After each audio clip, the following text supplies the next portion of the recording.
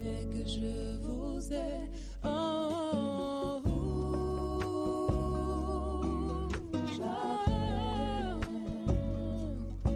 C'est vous que j'appelle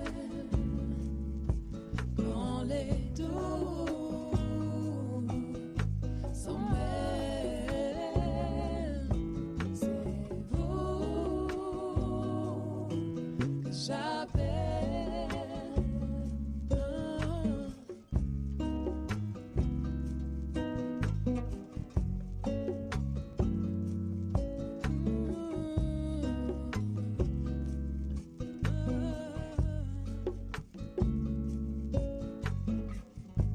Quand je ne sais plus les conséquences, quand les idées se croisent et se balancent, c'est vous que j'appelle.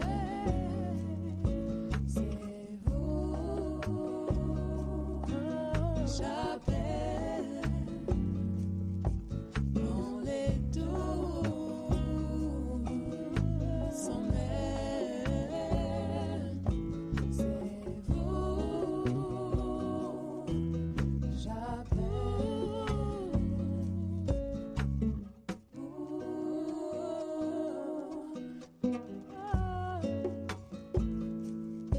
C'est vous que j'appelle.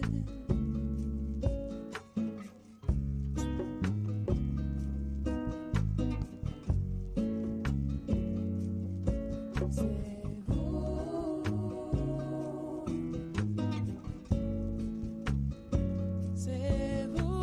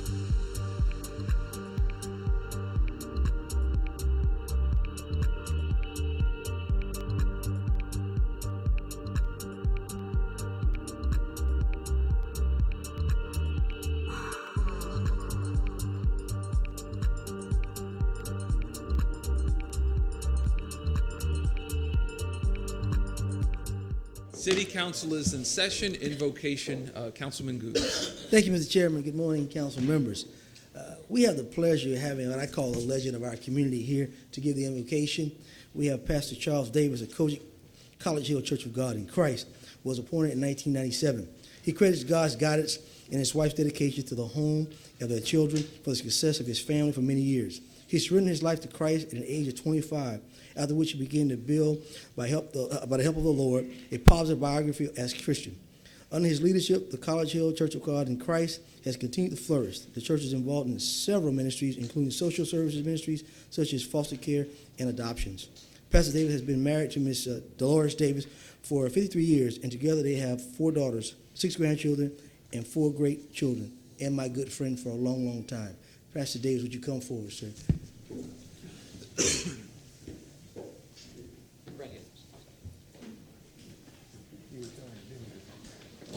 Everybody stand, please. Eternal God, our Savior, we thank you for this time and this hour. And I do want to thank the city and Brother Goose for this invitation of prayer.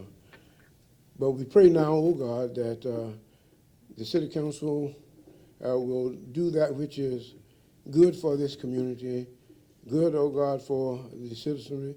And then we pray, God, that they will bless them individually and severally.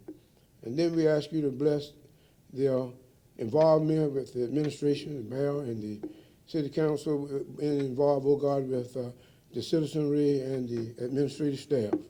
We ask a blessing upon them. We ask you to bless them, that they will represent us as we involve ourselves even with other facets of the government, the county, the state, the federal government. Let them represent us, oh God, with steadfastness and for the good of this community. And let them represent us, oh God, when they're dealing with the business world, that they might create employment, create, oh God, an economic level in this community as never seen before.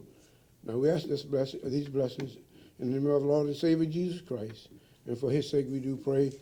Amen. Amen. I pledge allegiance to the flag of the United States of America and to the republic for which it stands, one nation, under God, indivisible, with liberty and justice for all. Roll call, please. Dean Powder, Goods, Here. Maniscalco, Here. Cedro, Here. Miranda, Carlson, and Vieira. Here. You're cool. Okay. Thank you very much. Before we do approval of the agenda, I want to go over a few housekeeping items, if I may. I want to do a motion formally asking the clerk to put on the agenda 10:30 for staff reports, just so that the public is aware of that from now on, other than by tradition. May I have a motion to that effect? Excuse me, if Yes, I can, sir. Mr. Chairman, that is actually by direction of your rules of procedure, your order of business. So if you wanted to direct me to change the order of business to Yes, allow sir. that at 10:30, I will do that. Okay, then that motion is amended to ask Mr. Shelby to do so. Is that okay? Fine. Okay, we have a motion by Councilman Miranda, seconded by Councilman Goods. All in favor? Aye. Any opposed? Thank you. Then I see item 46 should be continued to March 19th. May I have a motion to that effect? Second. May I have a motion by Councilman Miranda, second by Councilman Goods. All in favor? Aye. Any opposed? Okay. Then Councilman Dingfelder has requested a 2-week continuance for item 41, which would be March 19th. We have a motion by Councilman Goods, seconded by Councilman Maniscalco. All in favor? Aye. Any opposed? Okay. Now I want to go through each of the staff reports like I usually do and see for those who made the motions if we're going to need staff here or just a report and how long you anticipate this going for purposes of timing. Item 65, Councilman Carlson, do you need someone here for that, sir? And if you need more time, I can. You do, yes. Okay, so yes to 65. 66, Councilman Carlson, do you need someone here for that live, sir? Yes, please. Okay. Yes to 66. I think the second one will go really fast. Okay. But you need somebody here. Yes, please. Okay. 67, which is Councilman Goods. Obviously, yes, for Memorial Park. I assume yes to 66. 7, 68. 69, yes, of course. 70, Councilman Citro. Do you need somebody here live for that, sir? Oh, yes, definitely. Thank you. Okay, yes, sir. Item 71, Councilman Maniscalco. Do you need somebody here live for that, sir? That is the 6-month report on the WMBE program? No, I don't. Okay, no. Item 72, Councilman Dingfelder is not here. So I seconded the motion. Yes, I would like someone here, Okay, please. yes, sir.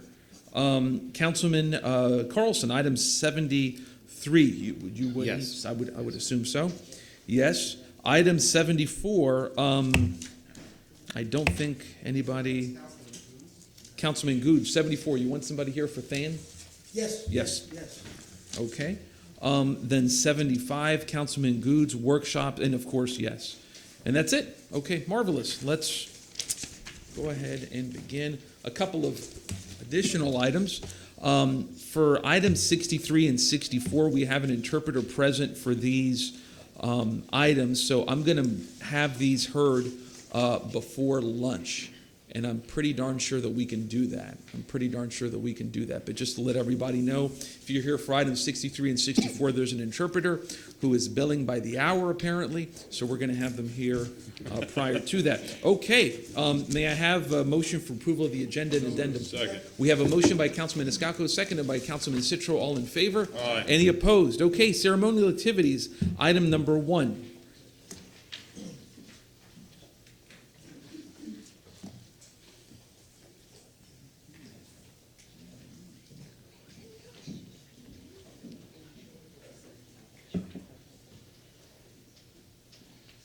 Honorable Chair of Tampa City Council, honorable members of Tampa City Council, it's my pleasure to bring up Deanne Davis. You know, with that pretty smile, you don't have to retire. I mean, every time I come in City Hall and I see a smile like that, no matter what's in anyone's mind here, you just liven up the brain cell and you make a day seem go back rather quickly and very, very soothing to the soul. Because when you walk in somewhere and you see somebody that's looking at you like, I don't want to be here, no one wants to be here. I'm just seeing you with the smile that I saw you with this morning, and it reminds me of 19 years of service in the legal department. You want to tell us any secrets? No. I might have to kill you. That's what I like. You know, you worked with, I can't tell how many assistant city attorneys, and your dedication, I guarantee you, is over 50. And the way you handle yourself, the freshness, you handle a lot of city attorneys that were just assistant city attorneys, fresh out of law. And they got a law degree and they could understand, but to put that into practicality, you were like the leading light, the beam that showed them the way, and this is the way it's supposed to be done. Then it was up to them to make sure they did it the right way. And we're so honored to have you here. And you look kind of young to retire, though. So I'm sure you're going to do something else. But you have been a field of municipal prosecution and civil citation, which is very important, and that you do it right the first time. Because these individuals are certainly cited for something that could mean something of larger consequences. And with your guidance, you make sure that everything was fine. And we really appreciate your 19 years of service to the council. What you've done here at City Hall is make a representation of those who needed help, but also you made sure that the law was guided the right way. And we're very honored to tell you thank you, Ms. Davis, for everything you've done for your 19 years of service. Thank you.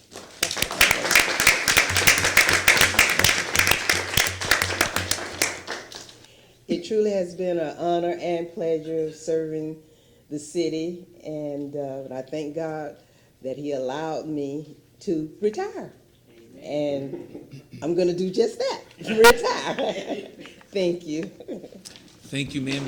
Any comments from the Councilman Goods? Oh, and ma'am, if you don't mind, Councilman Goods wants to, if you don't mind.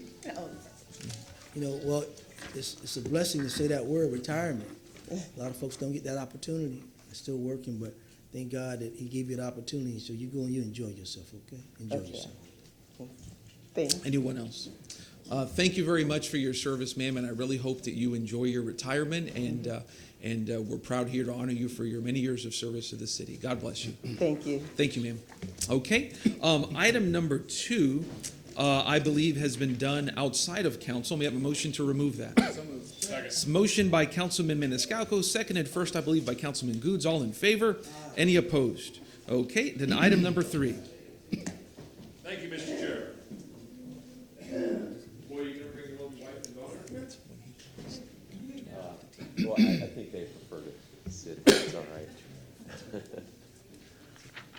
right.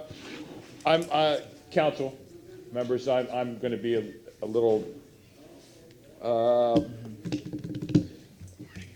there was a path for me to get up there on the dais. And in that path, I served with many fine attorneys in the city of Tampa, Rebecca Kurt, Kristen Mora, Ernie Mueller, so on and so forth.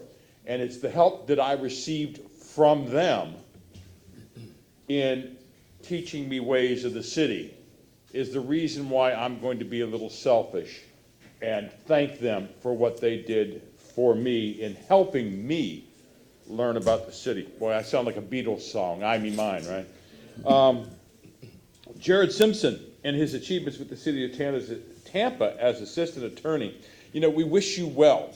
We understand that there's other things that take us in different career paths, and of course, a great family that has helped you along in your career.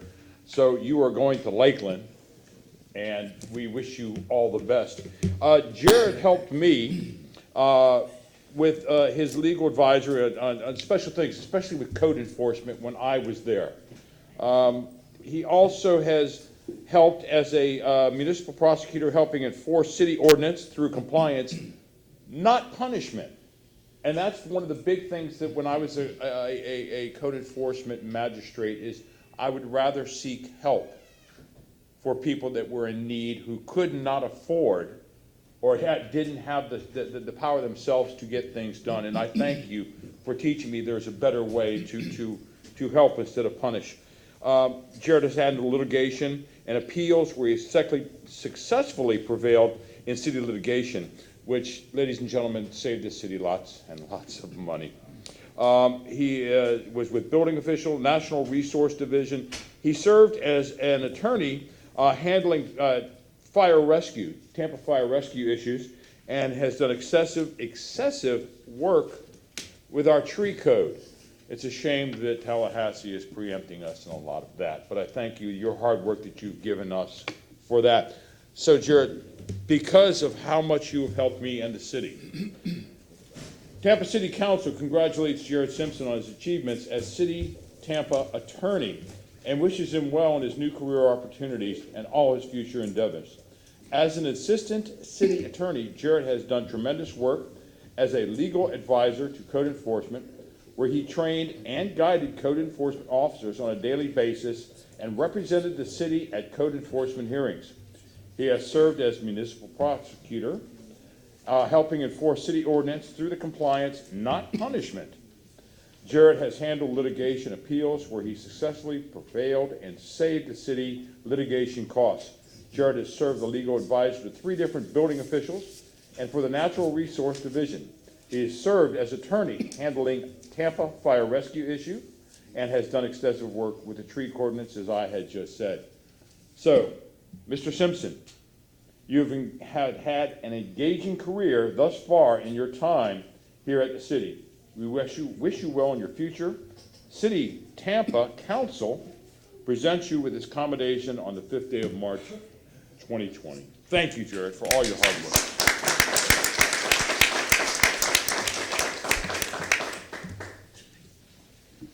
Thank you, Council. I'm truly honored by this, very surprised, and it's been the greatest privilege of my career to serve this city. And as Joe said, I've always taken code enforcement as something that should be handled with compassion, and I know that that's the will of this body and the city. It's a messy business, code enforcement, but it's an essential function of the government, and I'm truly honored to be receiving this. Thank you. Any other council members? Councilmember Goods? Well, for the short time I've known you, I've seen some of your work, and the key word you said was compassion, and you have to have that when you're dealing with code enforcement, because a lot of times people just don't know, or they get in situations where they can't afford to do what they need to do with their homes or properties. So I just want to thank you for your work with helping the citizens with that compassion, and best to you, luck to you on your new endeavor. Thank you. Thank you very much. Anyone else? Oh, go ahead. you know, you work tirelessly. You're always here. You know, you've gone above and beyond, and we appreciate you and so many others in the legal department. I hope folks realize just how many hours and sacrifices you put into making sure things run smoothly, legally, you know, protecting the city because you do, and helping others. So we are thankful for your years of service here, and we appreciate you very much. Anyone else? Yep, just want to echo that. Mr. Simpson, thank you for your service. I know you're going to the city of Lakeland, I believe. Right. That's great. So you'll continue in the path of public service. And as you know, I'm an attorney as well, so I understand the stress of the job. It's a very, very stressful job. It always is. And you know, it's funny, there's always the stereotype that when you're in the public sector, there's less stress. That's not true. There's more stress, because if I make a mistake in my private practice, very few people will know about it, right? Whereas if you do, there's going to be a public price to pay, you or anybody else in that position. So it's a very, very stressful job. So thank you very much and good luck. Thank you for that. Thank you. Okay. Next, we go to public comment. If you're here for public comment, please come forward. 3 minutes a person. Please state your name. Yes, sir.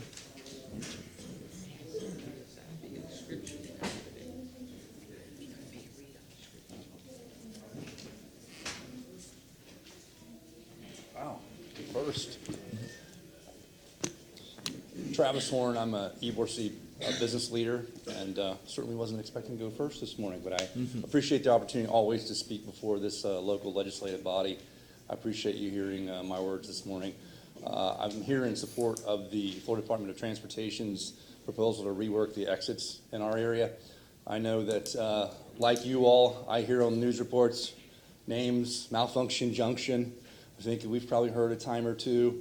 We hear problems with traffic each morning, and I think what they've done is come up with a workable, reasonable proposal. And so myself, as a business leader in Ybor City, I wanted to come and support that and ask you all to as well. Thank you. Thank you. Thank you, sir. Next, please. Yes, Michael Farmer. May I submit this for clerk file? Okay. Thank you. Sure.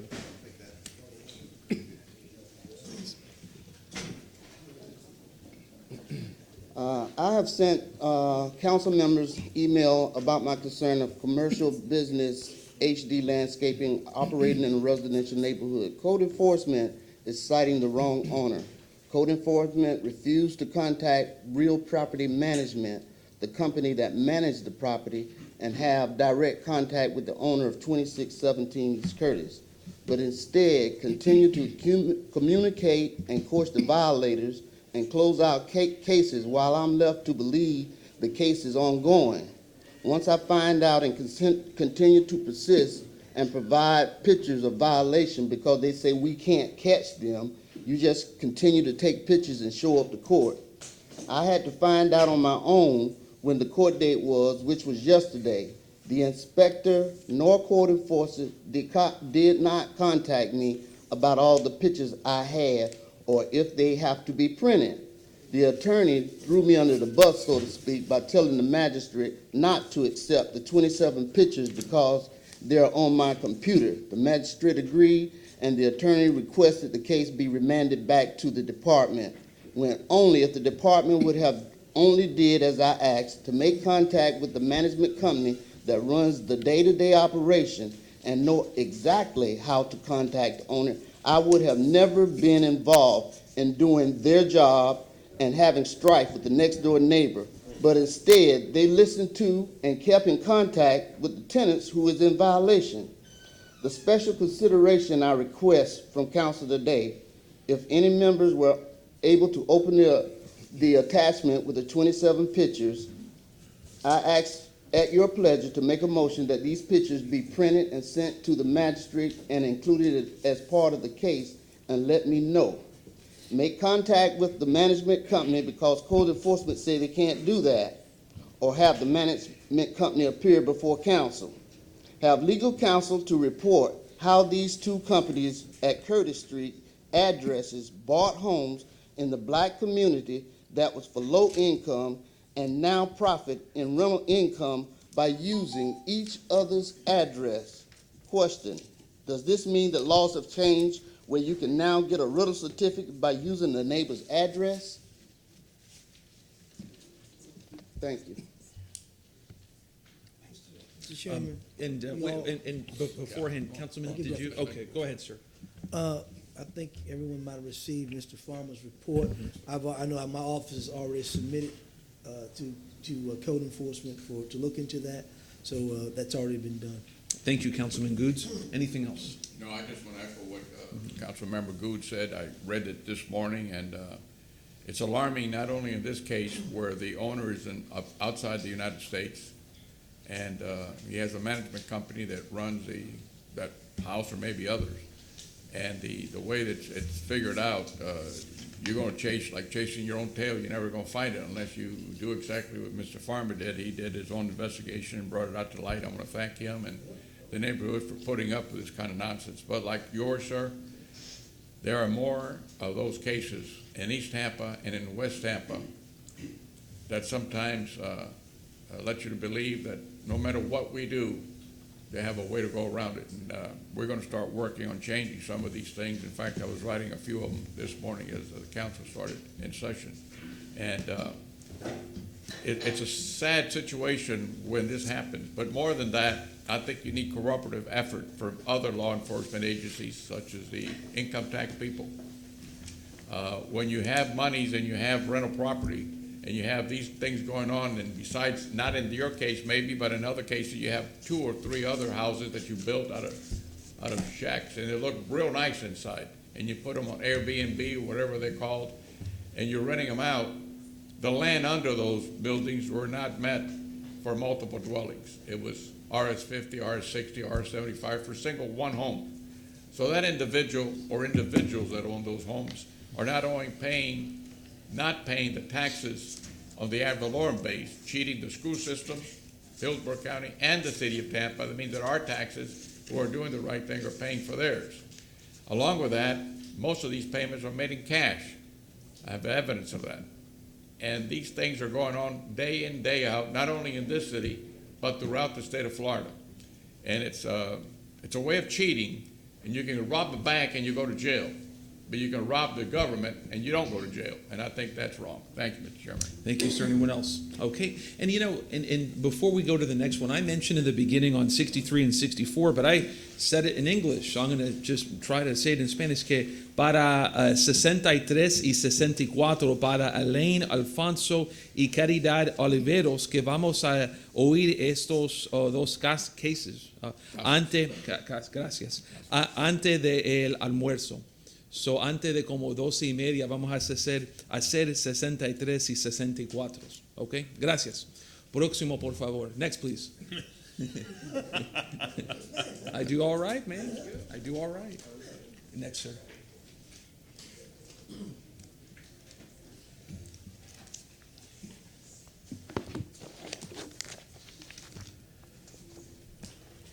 Not sure if this is going to get picked up or how to make it work. Is it coming up? Nope. Can we see if... Is there a button I need to push? Or? I think they're working on it. Okay, yeah, they're working on it. All right.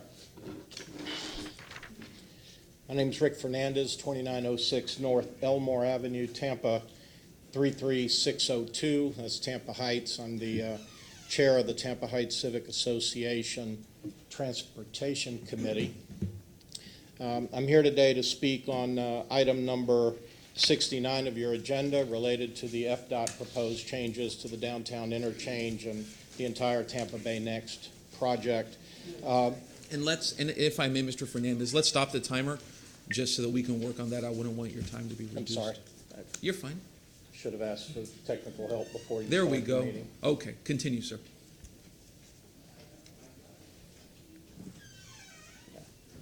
There you go. I've been here so many times before you to speak on this issue. Even though I have some comments written, I never quite know when I come up here what it is I'm actually going to say, because usually there's some emotion involved. I submitted an email to each of you last night. Hopefully it hit your inboxes. There were articles attached to it by way of link. Those materials have been submitted to the clerk for distribution and any review that you all might deem appropriate by yourselves or your staff. We oppose the Tampa Bay Next project. I don't think there's any shock in that for anybody. In particular, for our purposes in Tampa Heights, the operational improvements that have been suggested for the downtown interchange, including the additional exits in Ybor City. I'll leave that there. The letter says what it says. You've heard me make these comments before. The thing I want to focus on today is something that really has become more focused for me over the course of the last year. I started opposing this project 5 years ago based on issues of right-of-way, taking green space, taking buildings.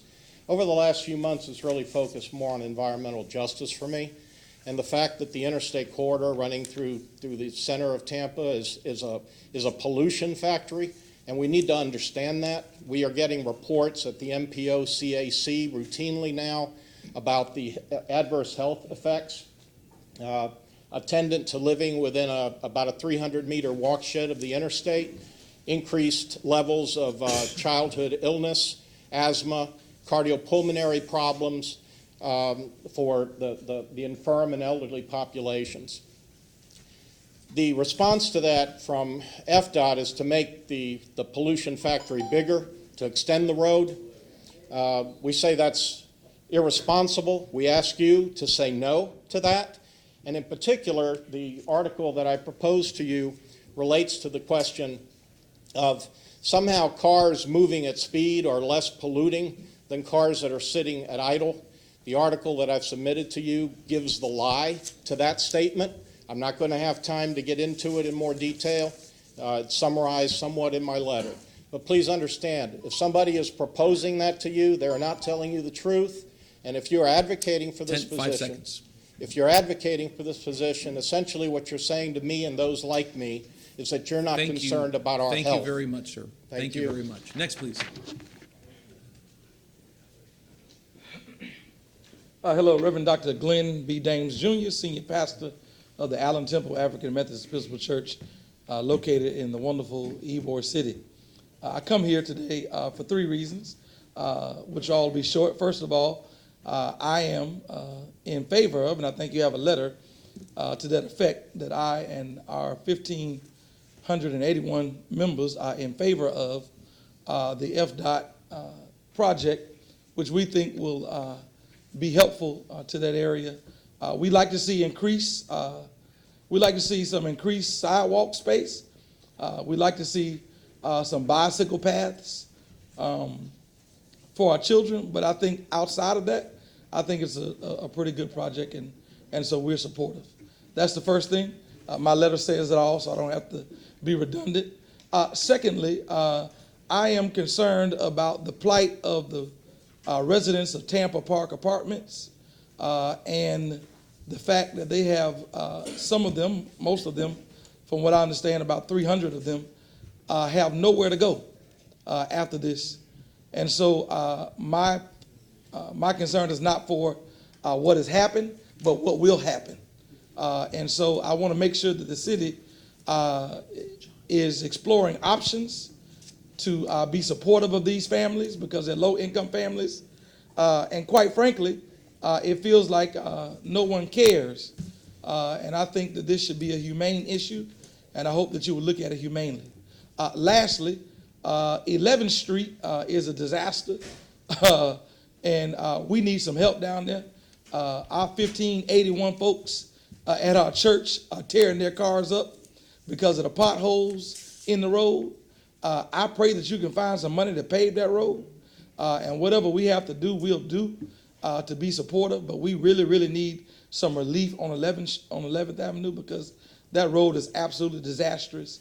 So if you could look into that, we appreciate it. But again, I renew my concern for the residents of Tampa Park Apartments. God bless you. Thank you, sir. And Councilman Dingfelder, go ahead, sir. Reverend, Yes, sir. thanks for coming down and giving us your opinion on these issues. In regard to your second issue, just wanted you to be aware that last week when the Tampa Park announcement came out, it just so happened we had Ms. McCreer here from our housing group, and we asked her to take a look and see what the city could do Obviously, we can't stop the deal or anything Right, like that's that. not what I'm asking. Yeah, Advocating. but what we could do to help any folks who are having trouble, finding the next place to move on to. And I think she's supposed to report back to us. I'm not sure when.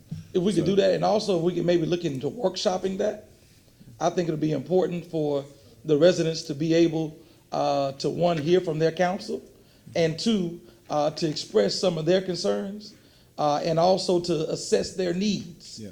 I think that's important. And actually, I do recall now that you mentioned workshop, that she said she was going to be organizing. I said it. You got it?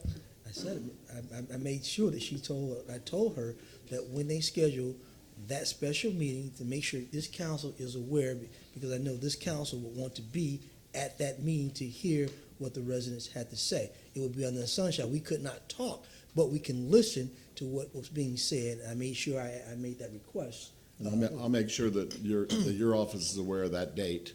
But she's going to organize something down there in that And community. if she needs a place, I offer Allen Temple as a place to host that workshop if you need a place to host it. We will pass that on. Thank you, sir. All right, thank you so very much. Go Mr. ahead, Chairman, I want to make sure I have an actual letter here. I don't know if I ever received it from the African American Episcopal Church, Allen Temple. So I want to make sure this is from the church, correct, sir? I think that's what I said in my comments earlier. I want to make sure, sir.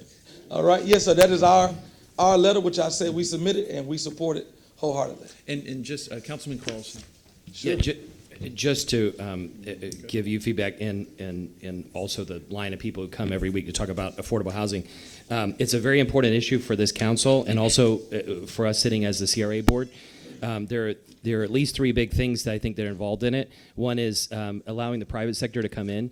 Today we have on the agenda to talk about single bid contracts, and one of the problems was not opening it up to other investors who could come in, and I think that all is changing. But that discussion will happen later today. The second thing is money, and one big pot of money that City Council has some influence over is the CRA money. And next week on the CRA agenda, we've asked the staff to come back and propose spending up to 30% of the CRA money on affordable housing. It turns out a lot of it is allocated already, but even if we could find $5 million, 30% would be $10 million or more. But if we could find $5 million, that would help to push it forward. Also, we just had a staff change, and at least I've been talking to staff about maybe getting an additional person. We have a shortage of people working on affordable housing too. So we're trying to address it from several different points of view. But next week, your input, and anybody who's interested in affordable housing, your input would be very valuable. Thank you. Thank you, and I think I have 47 seconds left, so let me quickly speak to that. The optics of where we are now stinks, just so you know. It looks like you have 300 people of color who have nowhere to go. And it looks like, I'm not saying it is, I'm saying it looks like council is not as concerned. And so I hope that you would keep that in mind.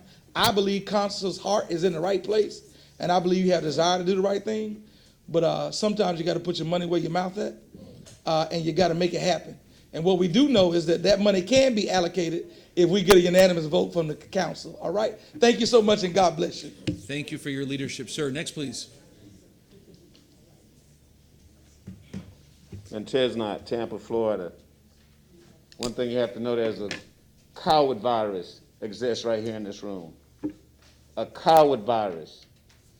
The coronavirus supposedly is affecting the world internationally, but the coward virus supersedes the coronavirus, because the coward virus have made it that for 600 years the African people have gotten no justice, no peace, no nothing, no reparations. And right here in this room, right here sitting amongst those chairs right there, you've had Perry Harvey, Gwen Miller, Les Miller, Reverend Thomas Scott, Kevin White, Frank Reddick, and now Orlando Goulds. 7 black representatives, and not one have ever said the word out of their mouth. 26%, we're 26% of this population. We're 26% of Tampa's population, and not one have said, we need 26% of this city's budget. They have not called for 26% of the budget for contractors, for African housing, for African children. Not one. Not one has mentioned the word reparations out of their mouth. 600 years of free labor white folks have gotten out of us. Not one has called for the removal of Bob Buckhorn when Bob Buckhorn called for the lynching of a young African man. in public. A coward virus that's going around. And sitting right amongst you, you got 7 white bullies. 6 white bullies sitting right amongst you. Bullies, every last one of them. I don't care what package they come in. Liberal, conservative, democratic, peace movement, environmentalist, tree lover, animal lover, the same animal lovers, the white animal lovers that love the animals so much want to see Michael Vick just destroyed. Want to see a black man destroyed. The coward virus amongst cowards, amongst African people. That's what they have infested us with. That's what they train us to do. That's how they train us to act. That's how they train Martin Luther King. Love your enemy. Love your neighbor. Let's go on the mountaintop. And little white boys and white girls holding hands and living in peace. And the white folks treating us like dirt. Every last one of them. Every last one of them got hate in their heart. Not some of them. All of them. And you can see the results of that by the way black people are treated. You can see it, the coward virus. A bunch of sissy cowards, nothing more, nothing less. And what they try to do when black people, they got Martin Luther King, the king of the cowards. And once he learned what was going on, they killed him. They murdered him. Barack Obama, the king of the cowards, and him and his buck-toothed wife making money, and while the other man destroy his name and destroy his image. Cowards. And y'all need to tighten up. We appreciate it. Next, please. Good morning, Connie Burton. When people have to live with uncertainty all the time, and I've never lived in a place where it has been nationally known that it was a war-torn village, the effects of uncertainty has a stinging effect. When we talk about, coming out of African history, and we ask, what happened to Black Wall Street? What happened to Tulsa? What happened to Rosewood? You know what we add to that now? What will happen to the people in Tampa Park? Irregardless of the deals that was made, the people are needing of assistance, and we are hoping that this city government will move beyond down payment assistance, that they will pay the utility bill, because we know the condition of that population in terms of what they have annually to pay as opposed to what's available to them in this city. Right now, we've been talking about container homes for a long time. Can't get nobody to move beyond conversation, but inside of East Tampa, a pioneer has emerged a container home. I'm glad it has happened. It has happened by a white gentleman and his partner coming at 3612 Bishop Newkirk Way and building a wonderful container home. So to say it can't happen, we don't even want to hear it. It can. It has to take will. We know that there's greatest resistance in our CRA in East Tampa for making something like it happen, and I don't know why. I also want to address number 67 in terms of the Memorial Cemetery. It's in shambles. I hope the solution that the administration have this morning is to give it to the community so we can be the caretakers of our people.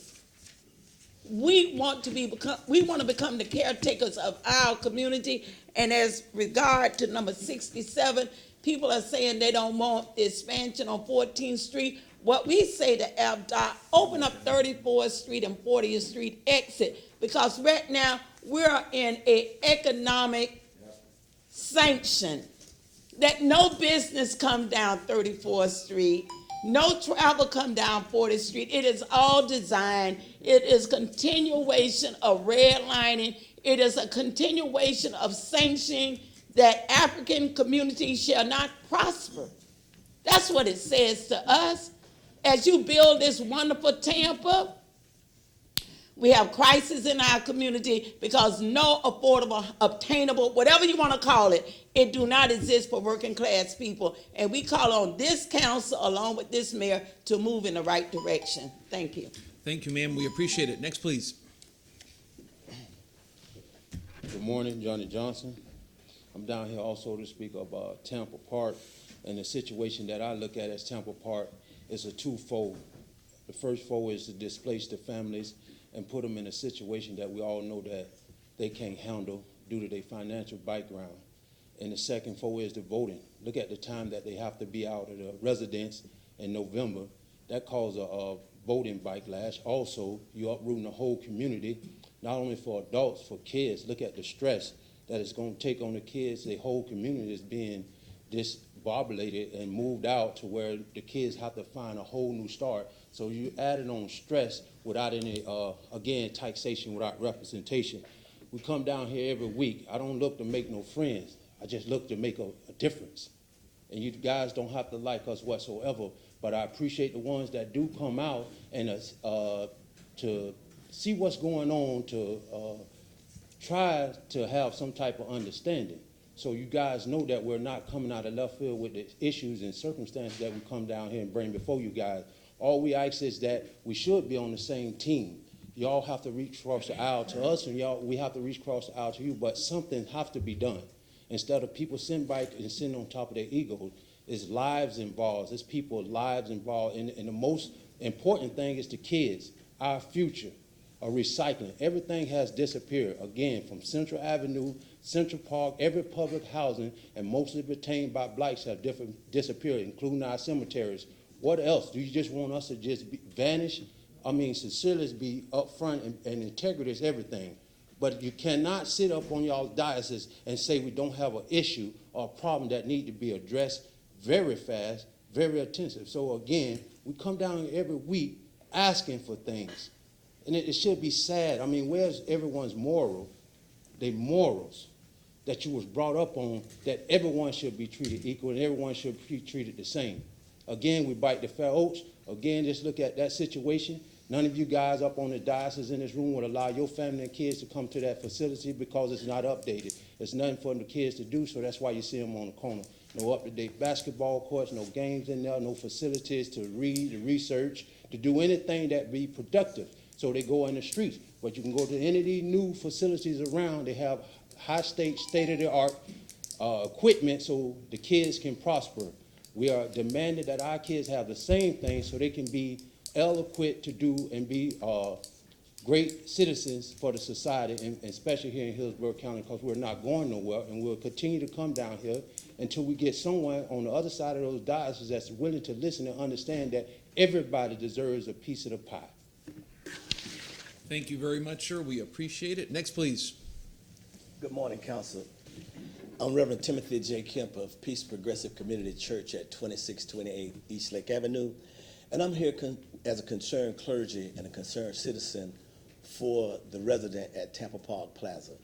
And what I ask that the council, with a comprehensive effort with all of the other players in the game, would develop a plan whereby those residents will have affordable housing to go to and have monies allocated so that they would be able to make that transition, and would continue to assist them, as it has been previously stated, with their monthly bill pay of water, electric, and things of those nature.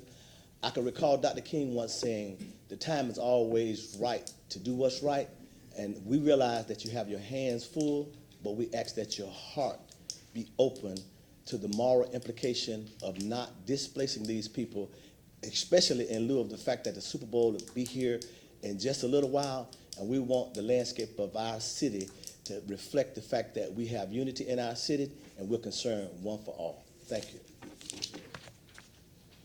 Thank you very much. Next, please. Good morning, City Council. Verlene Drayton. I'm here for my people, the black people. 34th, Jackson Heights area, East Tampa. No grocery stores, no businesses, nothing. Nothing. You gotta go to East Hillsborough, Nebraska, East Hillsborough, Temple Terrace. I grew up on 34th at Fair Oaks. No fire extinguishers, no fire sprinklers. It's unsafe. One lady spoke at the Fair Oaks meeting when they had it, and the mayor didn't show up. She said she spends $60 to send her mother to another rec center because Fair Oaks is not safe for her mother. Not everybody has that privilege to send their parents or the elderly to a safer environment. Why can't we make East Tampa safe for the people who are there? Bring the grocery stores back. Don't take away from us. We are here to stay. I echo from everybody else that's spoken. We are here to stay. We're not going anywhere. The black and the brown, especially the black, we're going to stay here. Now, as far as these roundabouts, leave them. If we're not going to get a new Fair Oaks, don't bring the roundabout.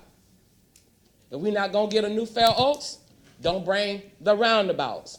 Leave that as it is if you're not going to give us a new Fair Oaks. And with that being said, enjoy the rest of your day. Thank you, ma'am. We appreciate it. Next, please. Good morning. My name is Jerry Robinson. I'm a resident of Tampa Park. And I'm one who will be in need of a place to go here shortly. And I do know that time is not in our favor. So I would just like to say that I'm glad to know that we have support, because at one point I felt like I was here by myself, just trying to jump out and run and see where I can go, what I can handle, what I can do. But not just myself. I'm a single person there, a single resident. But at the same time, I'm surrounded by good neighbors and families, and I have to wonder about them. What's it going to be like for them? It's not easy, and it's not a good thought to look at leaving the community that I'm in, pack up and go and find another place to go, because I know it's hard. It's going to be hard for me, and it's really going to be hard for my neighbors and families in the area. So with that said, I'd like to say that I just hope that there's something can be done to help the people, help the residents there to and find another place to go. And considering the fact that once we leave there, things change. How we pay bills, you know, our neighbors, our neighborhood, our rent, those things. All those things are going to be important to us, and how are we going to cope with those things? So I'd just like to say I'm glad to have this moment to have spoken, and I do think and I do hope that someone will come forward with some ideas, some plans, and assistance as to how we should proceed at this point. Thank you. Thank you, sir. We appreciate it. Next, please. Good morning. I'm Bishop Michelle B. Patty, the pastor of Trinity and Faith Ministry.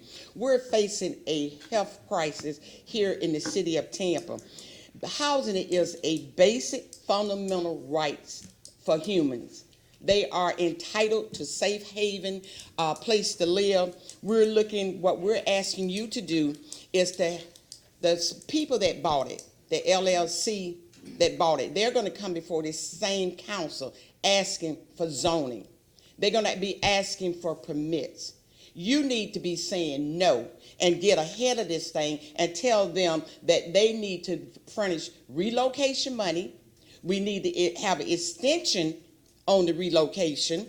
We also, I'm glad to hear about the CRA, and Mr. Carson, I'm sorry you weren't able to make the meeting, but I did get your message. Joseph Citro, Councilman Citro, we're glad that you came out. There is $10 million over at Hillsborough County Urban Development. This council can ask that urban development to offset some of the costs of the people having to move. I don't want to hear and continue to hear about this is a private deal. Yes, it's a private deal, but it's a city problem.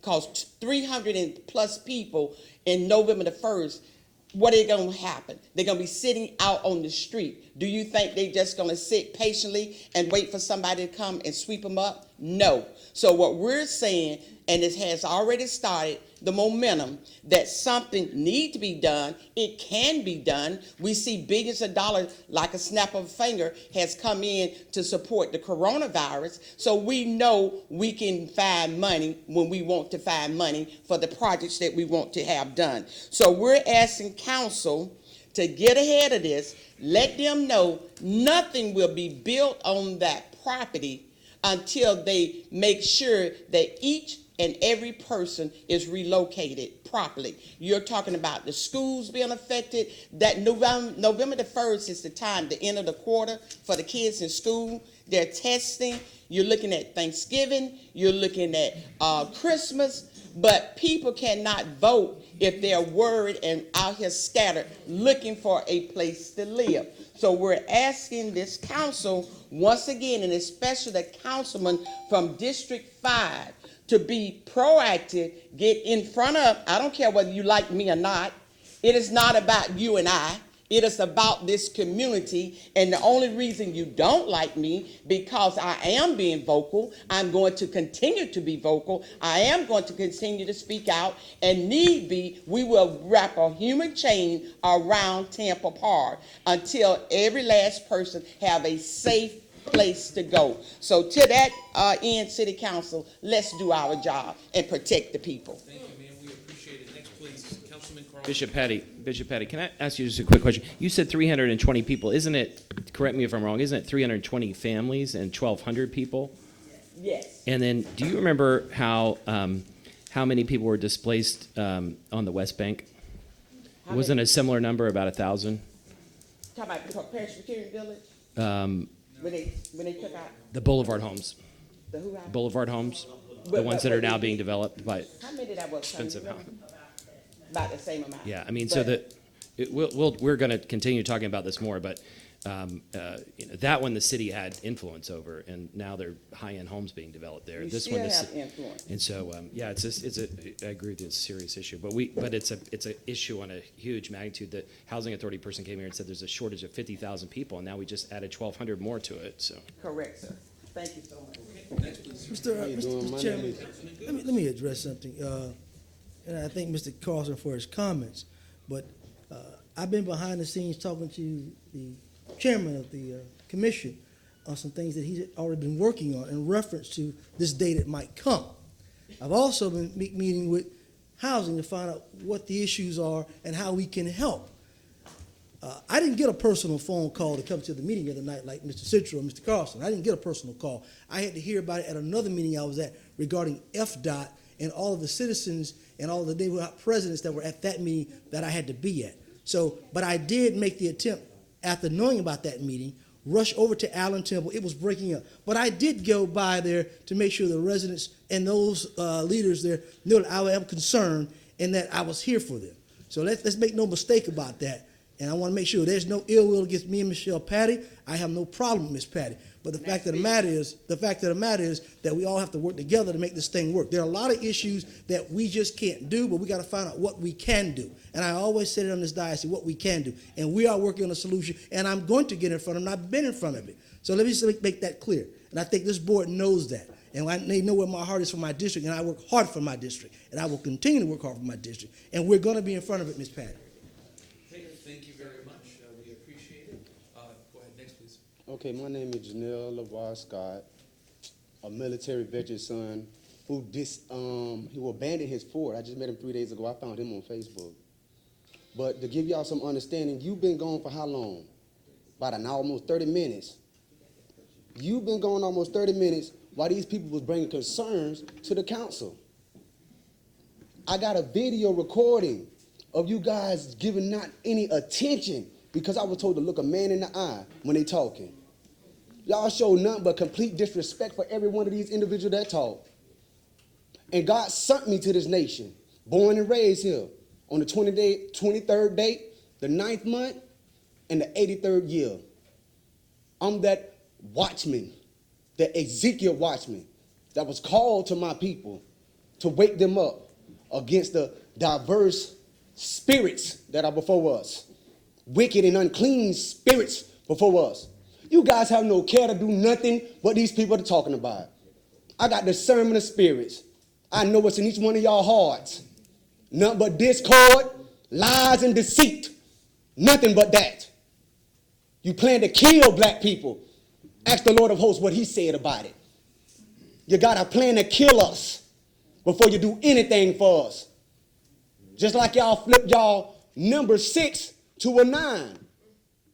It's 6 scriptures to the first Psalms of Solomon. Blessed is the man that walketh not in the counsel of the ungodly, nor standeth in the ways of sinners, nor sit in the seat of the scornful. But his delight is in the law of the Lord. And in his law he meditate day and night. And he shall be like a tree planted by the rivers of waters, that yieldeth forth his fruit in his season. It's y'all season to be up. Just letting y'all know. And whatsoever he doeth shall prosper. Y'all don't like the word accountability. Accountability means taking affirmative action for one's action. Y'all know Kirby Rainsberg is a lousy legal attorney, because right now I got issues that he has not called me back for several days. Issues he has never emailed me back for several days.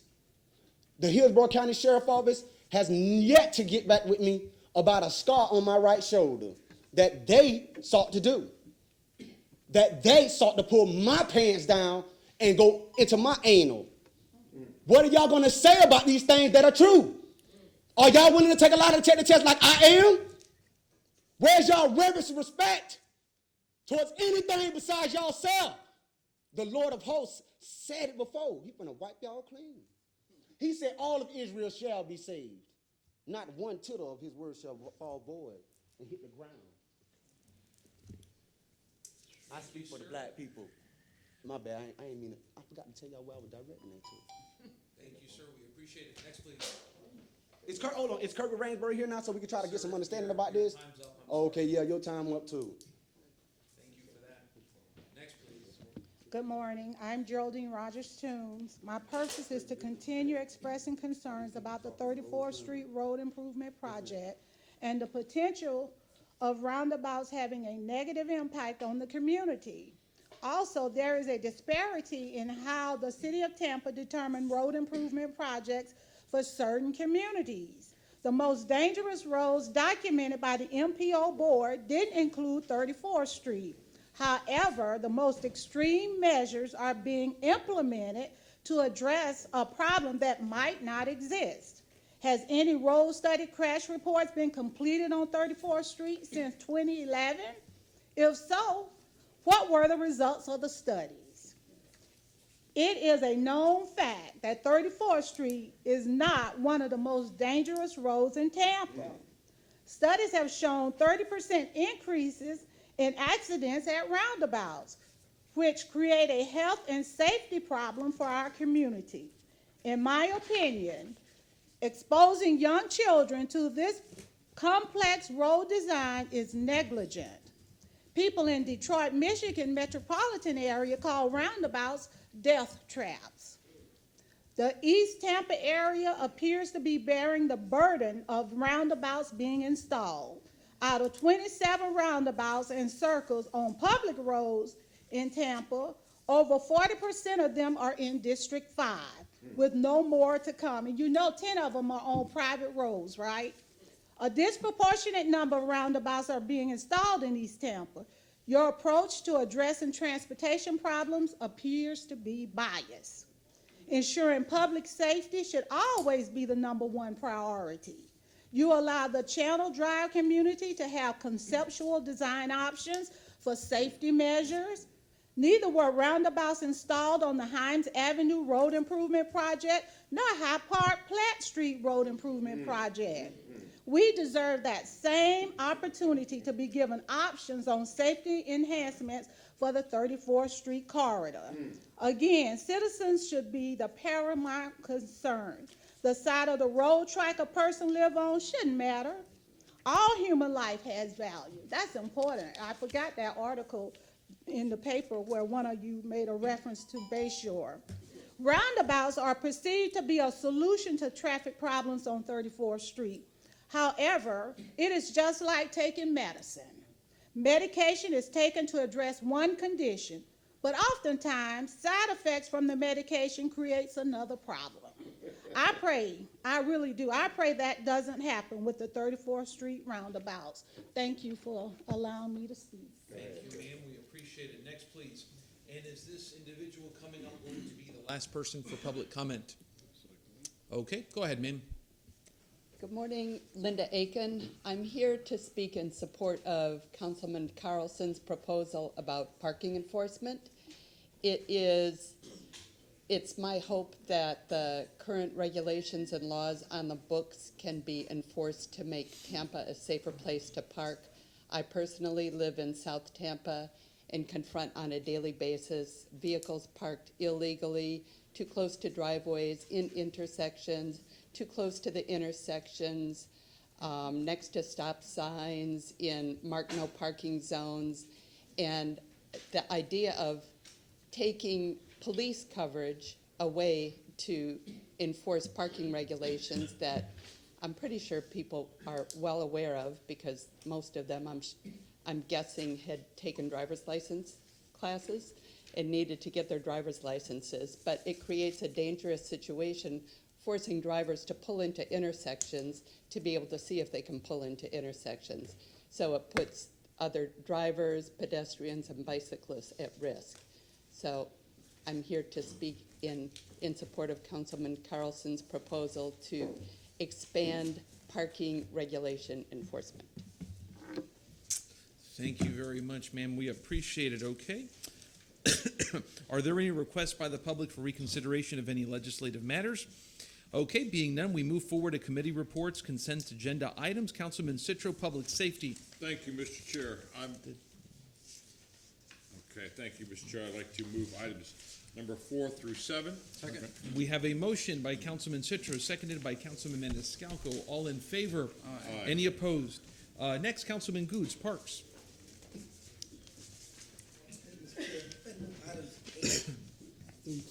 Through 12? 14. 14, I'm sorry. 8 to 14. We have a motion by Councilman Goods, seconded by Councilman Maniscalco. All in favor? Aye. Any opposed? Public Works, Councilman Dingfelder. Thank you, Mr. Chairman. I'll move items 15 through 23. Second. We have a motion by Councilman Dingfelder, seconded by Councilman Miranda. All in favor? Aye. Any opposed? Councilman Miranda, sir, items 24 through 28 with finance. Thank you, Chairman. Move items 24 through 28. We have a motion by Councilman Miranda, seconded by Councilman Goods. All in favor? Aye. Any opposed? Councilman Carlson. Move items 29 through 40. Second. We have a motion by Councilman Carlson, seconded by Councilman Miranda. All in favor? Aye. Any opposed? Lastly, Councilman Maniscalco, items 41 through 48, omitting, I believe, 41 and 46. Yes. I'd like to move items 42 through 45 and items 47 and 48. We have a motion by Councilman Maniscalco, seconded by Councilman Miranda. All in favor? Aye. Any opposed? Okay. Mr. Chairman, just for housekeeping purposes, I'd like to continue item 41 with staff has no objection till 3:19. We already did that. Well, on in your that behalf. case, thank you very much. Yes, sir. Okay. May I have a motion for 49 and 50? I'd like to set the review hearings for 49 and 50, both for May 7th at 10:30 a.m. Second. We have a motion by Councilman Maniscalco, seconded by Councilman Citro. All in favor? Aye. Any opposed? Okay, it's 10:06 here. You know, let's go ahead and... Mr. Shelby, question. If I open up public hearings, may I, at 10:30, close said public hearings, I guess, for staff reports? You can or- certainly open your 9:30 public hearings, do the second reads, and when you get to the one that is going to cut into the 10:30, you can suspend that and move to staff. Okay, let's do that. Move to So open 9:30 public hearing. we have a motion by Councilman Maniscalco, seconded by Councilman Goods. All in favor? Aye. Any opposed? Okay, let's move now to item 51. Oh, I'm so sorry. I always forget that. If you're going to be speaking here today on any quasi-judicial item, please stand if you're able to do so. Prepare to be sworn in. Y si tú vas a hablar hoy uno a casa, por favor, levanta y pone tu mano aquí so tú puedes swear. Prestar juramento. A jurar. That's it.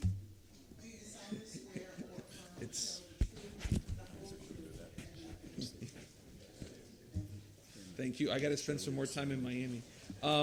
Okay, item 51. Good morning, Council. Kate Wells with the City Attorney's Office. Item 51 is a second reading and adoption of an ordinance that was approved on first reading February 6th. It deals with the parking restrictions for non-motorized vehicles as well as other larger vehicles like recreational vehicles. I'm here to answer any questions. Thank you. Any questions? Okay, thank you, ma'am. Anyone else here for item 51? Yes, sir. Good morning, Council. Steve Michelini. When this issue first came up a couple of weeks ago, I was asked to do some research regarding the width of motorized vehicles that were covered under this ordinance. And I prepared a list of over 50 passenger vehicles and trucks like Ford F-150s, Silverados, and Rams that will become illegal to be parked on the street. And I'd asked the legal department to amend the ordinance so that it was not 80 inches, but rather something closer to 85 inches. Here's my concern, is that code enforcement is going to go out if a neighbor complains about another neighbor parking on the street, and then suddenly they get a citation, and they end up in code enforcement, and it takes them months to get out of that. They will be cited if you pass this with an 80-inch requirement. And the legal department's advised me that 80 inches is already in the code, and that they didn't want to address it at this time. But I did provide them with the access to the national motor vehicle dimensions. There's an access that you can go to. I'll be happy to give you the list, but it includes things like Toyotas, Fords, Mercedes, BMWs, Jaguar. I stopped after 50, just because I didn't think it was correct to go forward with an ordinance that made all of these passenger vehicles and small vehicle trucks illegal and subject to citation. So I'm not saying that the ordinance is bad in itself, but the dimension regarding the width of vehicles needs to be addressed, and I'd respectfully request that you ask the legal department to do that. Thank you, sir. We appreciate it. Anyone else? Go ahead, sir. Good morning. Mike Peterson, Government Affairs Counsel for the Greater Tampa Realtors. Reiterating the fact that we support the ordinance that you're putting forward. I must say, we recognized at the time you decided to add in oversized vehicles that you were indeed using a standard that was already established. So I know we weren't necessarily aware that was a problem, as Mr. Michelini has raised for you. We clearly were concerned about truly oversized vehicles, whether it be Winnebagos or something of that nature. So if you want to tweak the width standard a little bit, I don't think we have a problem with that, but we're supportive of the problem that we've had with these trailers and or oversized vehicles clogging up the streets of many neighborhoods and stuff. So we are supportive of your effort, but certainly don't oppose some of the issues Mr. Michelini raised. Thank you. Thank you very much. Can I have this received and filed, please? Of course you may. Go ahead, sir. Okay, anyone else here for public comment on item 51? May I have a motion to close? Question. Oh, yes, sir. Mr. Michelini, I appreciate you looking into this because obviously there's nothing in it for you and you're just looking out for the public good. So I pulled up my F-250. I Googled it up and said it was 78 inches wide. It said with the mirrors, it's wider, but the body itself is 78 inches. And I pulled up a Dodge pickup, it says it's 79 and a half inches. It says, again, with the mirrors, it's wider. So I don't know. I hear what you're saying, and we don't want to pass something that, that would put standard vehicles, at jeopardy. But I wonder if they included mirrors. On the dimensions that I had, there was the body of vehicles, so that you had like larger SUVs, Navigators, and things like that. They were in excess of 80 inches.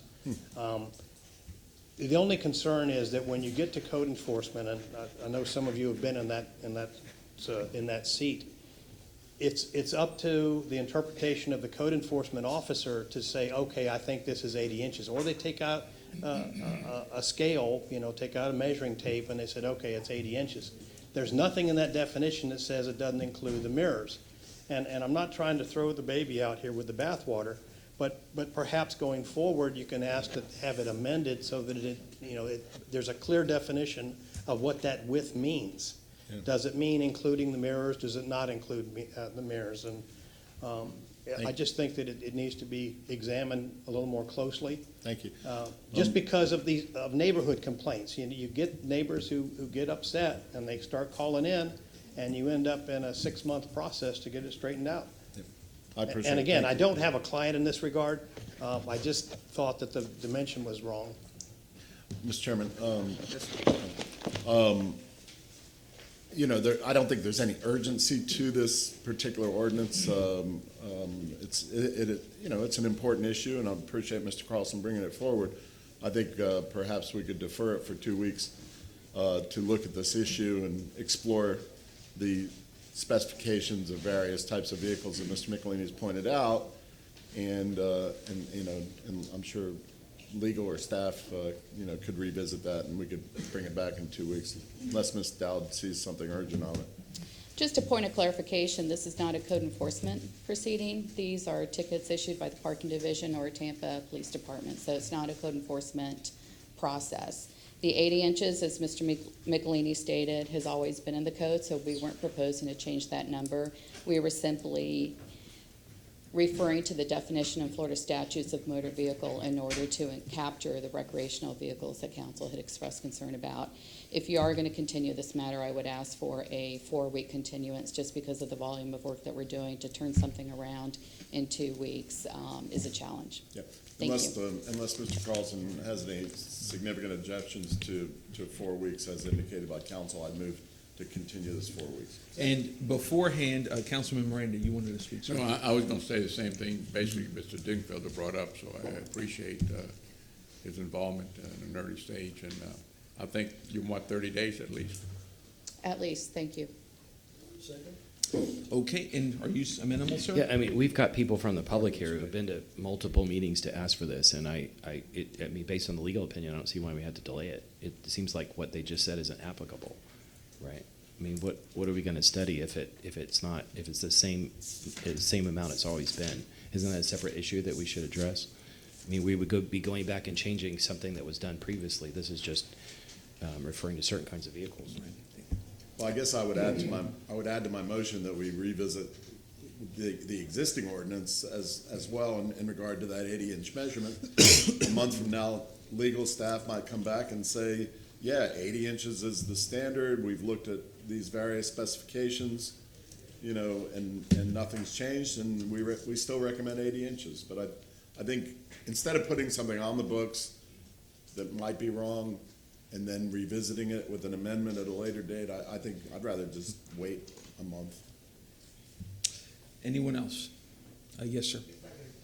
Was that the last speaker of public comment? That last person spoke, or are there other additional people who wanted to speak during this public hearing? I wasn't clear. Okay, is anyone else here on item 51 to speak? Okay, and Mr. Chairman, something that's outside 30 days wouldn't be the April 2nd meeting, but you have the April 16th meeting. Mm-hmm. If you needed a date, and it would need to be continued to a specific date and time. Yes, it would So be. April 2nd at... Well, you want the 2nd?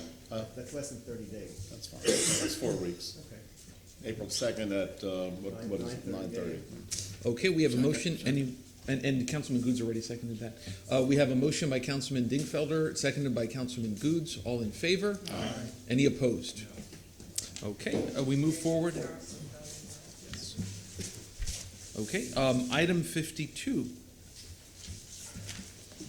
Good morning, City Council. Ryan Manassi, Planning, Design, and Development Coordination. Items number 52 through 59 have been, site plans have been corrected and turned into the city clerk's office, with the exception of item number 53, which is a Euclidean rezoning. Therefore, there is no site plan to be turned in. Corrections have been made per the staff report, and staff is available for any questions that you have. Thank you, sir. Any questions? Thank you very much. Sir. Anyone here for 52? William Malloy, 325 South Boulevard, Tampa, Florida, representing the developer for item 52. Just want to thank the council for their patience in getting us to the finish line on this one. And any questions? No, none. Okay, thank you, sir. Anyone here from the public here to speak on item 52? Move to close. Second. Motion to close by Councilman Maniscalco, seconded by Councilman Goods. All in favor? Any opposed? Councilman Dingfelder, do you, sir, mind taking item 52? Sure. Oh, I'm sorry, what? Oh, anyone here on item 52? Nobody? Okay, go ahead, sir. Yes, in regard to file number RZ 1966, I'll move file an ordinance for second reading and adoption. An ordinance rezoning property in the general vicinity of 110 and 112 South Willow Avenue in the city of Tampa, Florida, more particularly described in section 1, from zoning district classifications RM24 residential multifamily to PD plan development residential multifamily, providing an effective date. Second. We have a motion by Councilman Dingfelder, seconded by Councilman Maniscalco. All in favor? Aye. Any opposed? Yes. And Mr. Chairman, I'll move. I apologize. Thank you. Please, voice.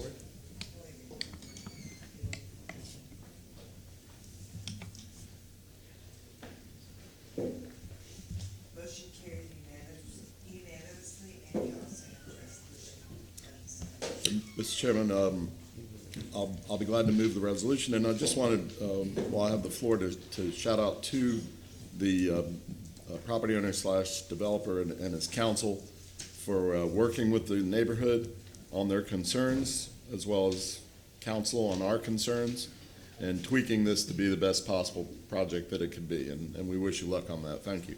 I'll move the resolution. Second. We have a motion by Councilman Dingfelder, seconded by Councilman Miranda. All in favor? Aye. Any opposed? Okay. Next, we move to item 53.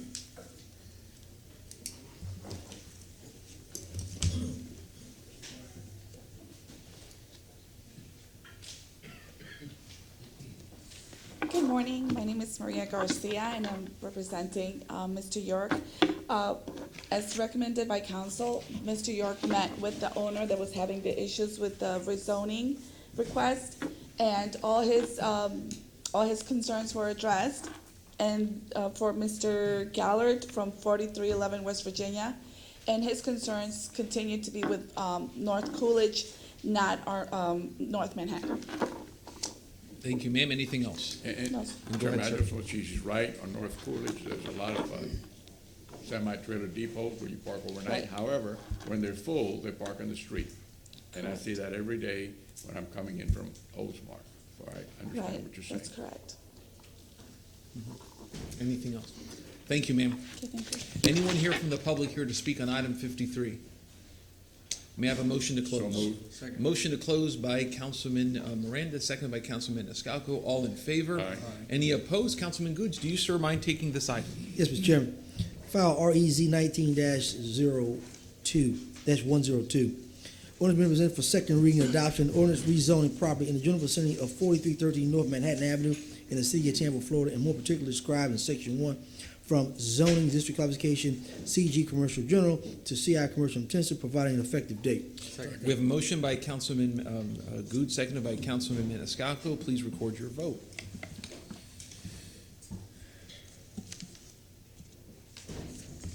Motion carried with Dingfelder being absent at vote. Okay, 54.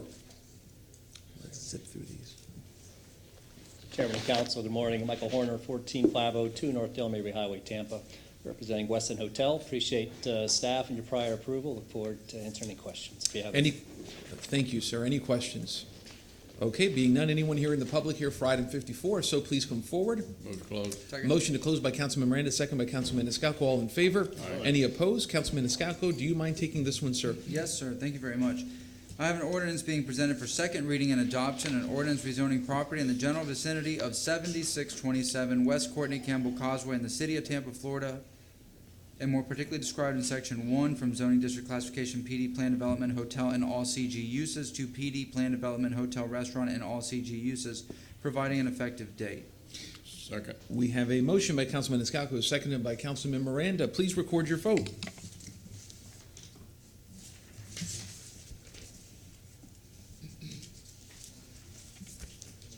Motion carried with Dingfelder being absent at vote. Oh, And I'd like to- No. Okay, go ahead, sir. And I'd like to move this resolution. Second. We have a motion by Councilman Escalco, seconded by Councilman Citro. All in favor? Aye. Any opposed? Sir? I just would like to thank you for this, to keep us informed, please. There are many out there saying that parking lots, parking garages cannot be converted into livable spaces. And this is going to prove that there is a way to do it. Please keep us informed on this. We'll do so. Thank you. Thank you. Thank you, sir. 55. Thank you. I think we did. We did. Okay, all in favor of the resolution? Aye. Any opposed? Okay. Go ahead. Good morning, council members. My name is David Laram, work with Kimley Horn Associates, address 655 North Franklin Street. I'm here today to request your approval of application RAZ 19-106. Any questions? Thank you, sir. Anyone here from the public here to speak on 55? May I have a motion to close? So moved. Motion to close by Councilman Escaco, seconded by Councilman Miranda. All in favor? Aye. Any opposed? Councilman Citro, do you mind taking this item, sir? Yes, thank you very much. This is item number 55, correct? Yes, sir. Thank you very much. An ordinance being presented for second reading and adoption. An ordinance rezoning property in the general vicinity of 612 North Bell Mabry in the city of Tampa, Florida, and more particularly described in Section 1 from zoning district classification, PD, plan development, restaurant, to PD, plan development, all CG uses, providing an effective date. Second. We have a motion by Councilman Citro, seconded by Councilman Miranda. Please record your vote. Motion carried unanimously. Okay, Thank you, Mr. Chair. Yes, sir. 56. Thank you, sir. 56. Anyone here for 56?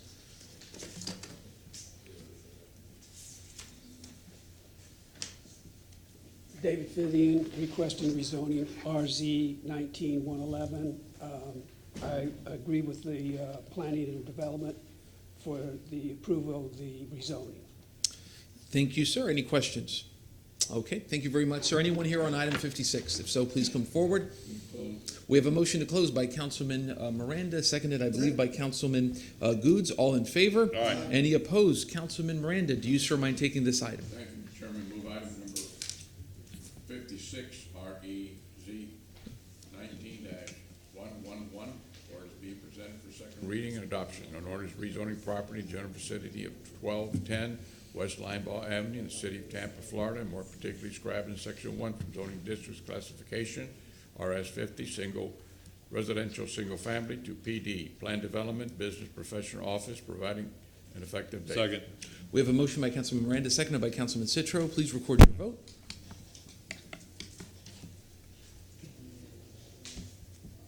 Motion carried unanimously. Okay. Item 57. Thank you, sir. Anyone here for 57?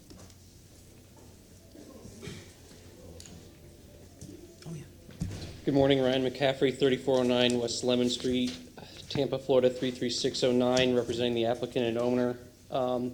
Just want to do a brief presentation on the changes that were requested by City Council. The area in green represents the limits to places where the daycare can operate with its play facilities. The area with the red line would be the fence, and so all other opportunities to place playground facilities on the site would be further away from the adjacent neighbors. And we greatly appreciate your approval. Thank you, sir. Any questions? Okay. Thank you very much, sir. We appreciate it. Anyone here on item 57? Move to close. Motion to close by Councilman Miranda, seconded by Councilman Escaco. All in favor? Aye. Any opposed? Okay. And I know, no. Councilman Goods, do you mind taking this one, sir? Yeah, just. Order represented for second reading and adoption. An ordinance rezoning property in the general vicinity of 6460 Tampa Ponds Boulevard in the city of Tampa, Florida, and more particularly described in Section 1 from zoning district classification, CU community unit, to PD plan development, place of religious assembly and daycare, providing an effective date. Councilman Dingfelder. Right, and I was actually going to second the motion. Last time we heard this at first reading, I voted against it. I was concerned about the neighbors' objections, especially as related to noise and traffic. But it appears, looking at the revised site plan, that the traffic will be limited, but it's specifically, now that they've identified in the green box, that all of this activity will be on the side that's away from the neighbors. I'll support the motion. Okay, thank you, sir. We have a motion by Councilman Goods. Did you second that? Seconded by Councilman Escalco. Please record your vote.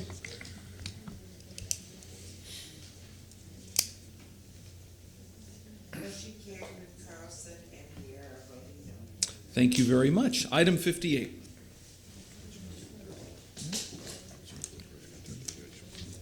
Go ahead, sir. Council, good morning. Jake Kramer with Stearns Weaver Miller, 401 East Jackson Street, representing the applicant. We request your approval. This morning we met with the North Hyde Park Civic Association, and as you directed us, and had good conversation, listened to their concerns. I think we worked through them, and they let me know a couple days ago that they're not opposed to the project. So we ask for your approval. Thank you, sir. Any questions? Okay, go ahead, sir. Yeah, and Mr. Kramer, I hope you didn't feel picked upon in us doing that, and requesting that you meet with the neighbors. We encourage all developers to meet with the neighborhood association over and above just sending the notice, especially on a project that might have some impact. And I have to admit, the fault was mine. That I normally I do reach out to them on my own, but I was confused. I didn't realize there was a association and an alliance. So we met with them, and I know for next time. We appreciate it. Thank you. Thank you, sir. Anything else? Thank you, sir. Anyone here from the public here to speak on item 58? If so, please come forward. Motion to close by Councilman Miranda, second by Councilman Citro. All in favor? Aye. Any opposed? Councilman Carlson, do you mind taking this one, sir? Sure. File number REZ 20-07, ordinance being presented for second reading adoption, ordinance rezoning property in the general vicinity of 302 and 306 North Howard Avenue in the city of Tampa, Florida, and more particularly described in section 1 from zoning district classification CG commercial general and PD plan development to PD plan development medical office and business professional office, providing effective date. Second. Motion by Councilman Carlson, seconded by Councilman Miranda. Please record your vote.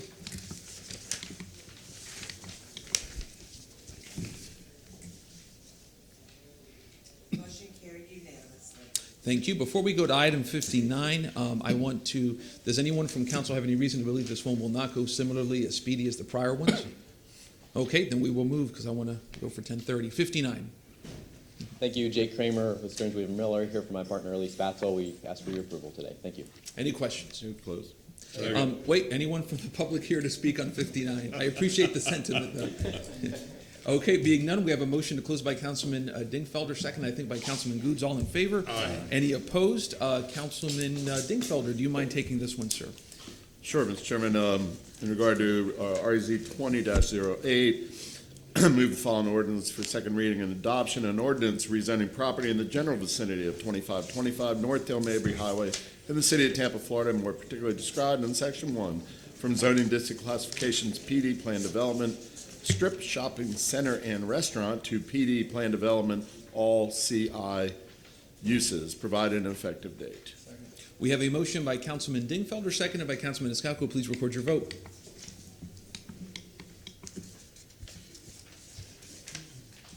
Motion carried unanimously. Okay, thank you very much. Next, we move to our staff reports with, again, a reminder that before we break for lunch in roughly 2 hours, more or less, we will take 63 and 64 due to the inclusion of an interpreter. But let's go ahead and move forward now to items 65 and onward, the staff reports.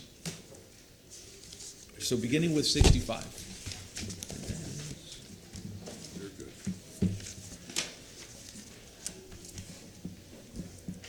And who was here for 65? Anyone? Let's continue 65 until later today, then, until whoever is supposed to come for that one comes. 66, I saw Miss Austin here. 65 looks like maybe Miss Glover. That's true.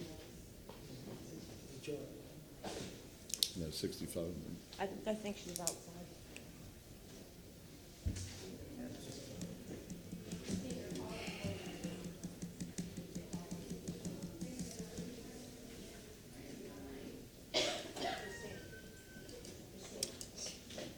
Okay, 65. How are you? Good morning, Christine Glover, City Auditor. Okay, Mr. Carlson. Yeah, thank you. Thank you for doing this. And for anybody who doesn't know, the issue is about looking at single bid contracts.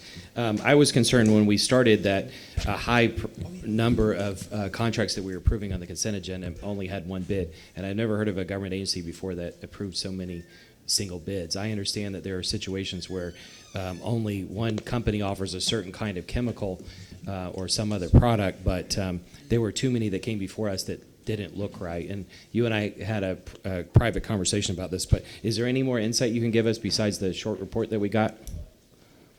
No, sir. We looked at the process that resulted in single bids and worked with the purchasing department to see if there's some other actions that they can take to help maybe try to eliminate the single bids, and that's all documented in the report we provided.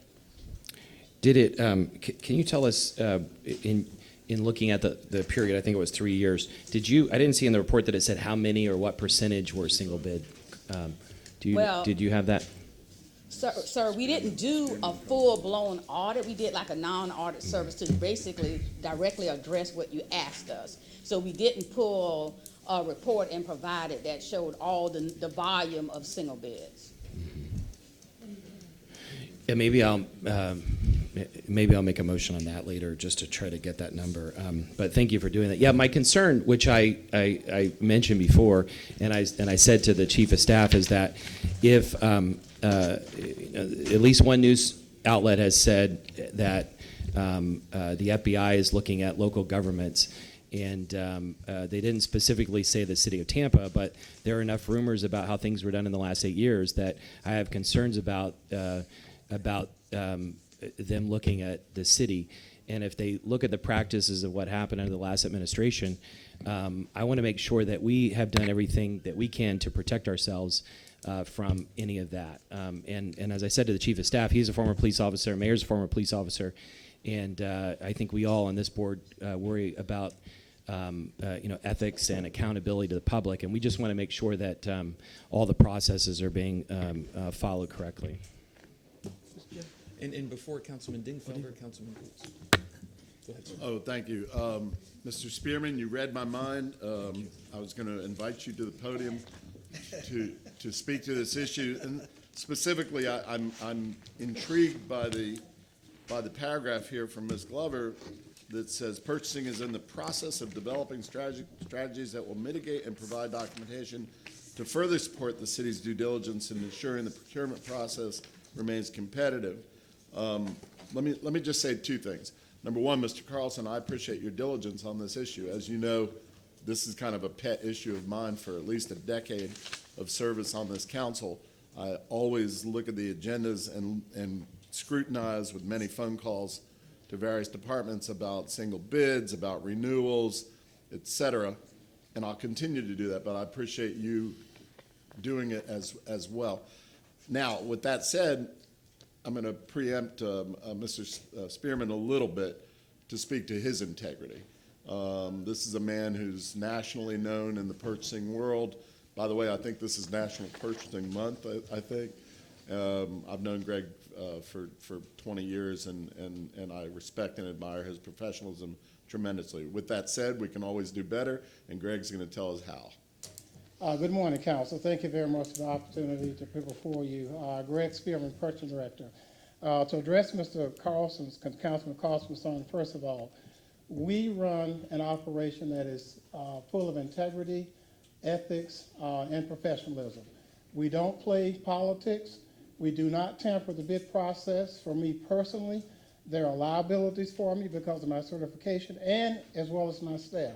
So the FBI, the CIA, anybody, invite them to come in and have a look. We welcome them. You will not find anything that is done unprofessionally or that's not done correctly. I can assure you that, and I can promise you that. In terms of the report that Mr. Glover prepared for you, everything we've outlined for you would be some of the conditions and circumstances under which we get a single bid response. And let me just run through those for you, Council, because I want to elaborate on these to give you additional insight. Number one, the current improved economic environment. I've been in this business over 30 years, and I can tell you this. When the economy is booming, you see less vendors interested in government contracts because they want to go after those more lucrative contracts in the private sector. When the economy is really down, you will see an avalanche of interested bidders who want to bid on government contracts. That's just the way it works. We're in a booming economy right now. So that's why you see some impact in terms of single bids. Number two, the various notification platforms being utilized in government contracts. Vendors have a plethora of places where they can go and get government bids. Demand Star is one of them. We use that platform. Oracle iSourcing. Every government entity has their own unique platform. These vendors get so inundated with bid announcements that sometimes they miss them because there is not one single universal place where they can go and learn about all bids. We chose Demand Star because Demand Star is one of the most popular platforms that has one of the most highest number of bidders that are registered with any particular platform. So we use that one, okay? The third bullet, recent changes in identification insurance. We're meeting with legal and with the risk management department next Tuesday because we have gotten complaints about the city's identification language and insurance policy. That is probably the single most consistent complaint we get, the insurance identification language. So we're going to meet with legal and risk to address that next Wednesday, I believe. Shelter market solicitations, Mr. Hart can speak to that, but very often in those responses, even though there may be multiple bidders, we get one single bid. And then lastly, it talks about market forces beyond our control. I can tell you, counsel, that if you speak with suppliers privately, they will tell you, I don't bid in Tampa's market, and my competitors don't bid in my market. We can't control that. It's up to the bidders in terms of where they're going to bid and what market we're going to. We can't control the market forces, as Mr. Glover pointed out. What have we done since that time? We have worked with the city's communication department to post our bids on social media. And I have this report from Ms. Angela Pitts, that's dated January 23rd, 2020. On Facebook alone, we had over 17,000 hits regarding bids for the city of Tampa. And on Twitter, we had 58,774 hits. Now, council, in addition to that, all of our bids are published on the city's webpage. I don't know if you know that. I don't know if you looked at it, but they're there. So there's no secret, in terms of exposure, in terms of getting the word out. We're doing Facebook, we're doing Twitter, we're on Demand Star, we advertise in the newspaper. And one other thing, council, that you don't know about, that I'm going to inform you about this morning. On all of our bid documents, my name is there, my telephone number is there, and my fax number. Not to mention the person who is responsible for handling that bid and purchasing. Their name and email address is there. So if anybody has an issue, there's plenty of opportunity for them to reach out and talk to purchasing. And here's something else we've been doing for quite some time. We include a statement of no bid. Let me read that to you. It says, we want your feedback because it matters to us. The purchasing department's mission is to provide the best specifications in our bid and request proposals to receive maximum participation from the industry/market. Please take a minute to briefly explain to us why you will not be responding to the city's bid or request proposal. What more can I do, council? We're doing all that can be done and should be done to get competition. Mr. Chair? Thank you, sir. Councilman Goods. Mr. Spearman, I can agree with some of the things you're saying. I've heard some people say, reference to the outside market is paying more than the government market is paying. But I still contend, and we had our conversation today, Mr. Yes, Mayor, we did. of some of the things I still think that we can improve on, like having a compliance officer who's looking at these RFPs to make sure that they're totally in compliance, a compliance officer with the WIMBY program that are going on these sites, making sure they're in compliance with the RFP order. But I just, as a being old-time police officer, see, it's how you write things. It's how you write things. And it's how you can make those different words change to where sometimes you may only get a single bidder on how you write things. So that's why I believe a compliance officer, and I know you're understaffed, and hopefully we can get you some more people in that office with all the projects that are coming on board. And I contend we need a compliance officer that can look at those RFPs before they get to you, after, to make sure that those numbers are increased in those bids for minority contracts. And then on the other flip side, with Mr. Hart's portion, making sure the compliance officer is making sure the work that we've asked people to do, they're doing. So I contend that probably later on, I'll probably make a motion in reference to your department to look at it, but I believe you need compliance officers. Sometimes you got to still protect the house, like we protect the house. Correct. So I think we got to have somebody protecting the house to make sure that those RFPs, how they're written. And again, being an old police officer, writing is very crucial. You know, I got a bunch of attorneys up here too, and how you write things. So I believe it's how we write things that will be able to change, maybe I won't say the philosophy, but maybe the way we do business to where we can get some of those other people that can say, aha, I think I have an opportunity to get in there. And also we talk about, again, I always say, what is our city criteria? Is it a state criteria we talk about these bids, or is it some of our criteria that might be too stringent on some of the smaller people or the middle people that can't get the bids? And I'm glad you're bringing it up to get with legal, because maybe when I hear about these bonds and all this insurance, well, the little guy, he can't get there. The middle guy may try, but he might be struggling. So the big guy gets it all, and now he picks and chooses. So maybe we need to look at some tiers to where we look at the bonds on some of these companies or the insurance to make sure everybody is getting a piece of the pie, because everyone is hungry. I always say that. There's no one not hungry for money. So I hope that we look at that, but I contend that both departments need a compliance officer to make sure that the work is being done that we've asked people to do, and that the RFPs are being written in a form that everyone has an opportunity to get a chance. And Councilman Goods, I can't disagree with you all on that. One of the things that my department does, and I'm sure that Mike Sharkin does in contract administration, is that we do look at the scope. We want to make sure that the specifications are written so that they're open enough to give you the competition, but not so loose enough that you're going to get substandard bids to come in. But we can look at improving that process a bit more. In fact, one of the things that you're going to be seeing before long, and I'm counting on your support on this, is we want to make some recommendations in terms of our purchasing manual, which is going to open up even more opportunities for small minority contractors. You had contract admin who came before you a little while ago to ask for an increase in their limit. So we're going to be coming back and we're going to ask for similar kinds of revisions. And there are some good reasons behind that. As an example, our formal bid limit is $25,000. So every time we put out something to bid for $25,000, I've got to go through a formal process. I've got to advertise in the newspaper. You know, and that formal process is a little more complicated and challenging for our small contractors. That limit needs to be higher so I can bid things out informally, so that I don't have some of the restrictions that are typically part of the formal bid process. So with your support, in terms of working with this administration, in particular with purchasing, we can make some changes. So I'm going to come back to you before too long with some recommendation changes for the purchase manual. And if you will support us in that, we can achieve a lot more of the things that Councilman Goose you're talking about. Well, and I'm grateful for that, and I see that you acknowledge that. But also one other thing, when I also look at what I call the acronyms in our WINBE program, and when I look at that, we talked about that. Yes, we did. The overutilization, because Right. you know everything is like a game on the field, and sometimes you have these big contractors that want these contracts, but we have to go and play a game and say we have a white female, and now I asked this question before with the black female category. Well, there's not one. It's all lumped into African American spot. So I've got no numbers.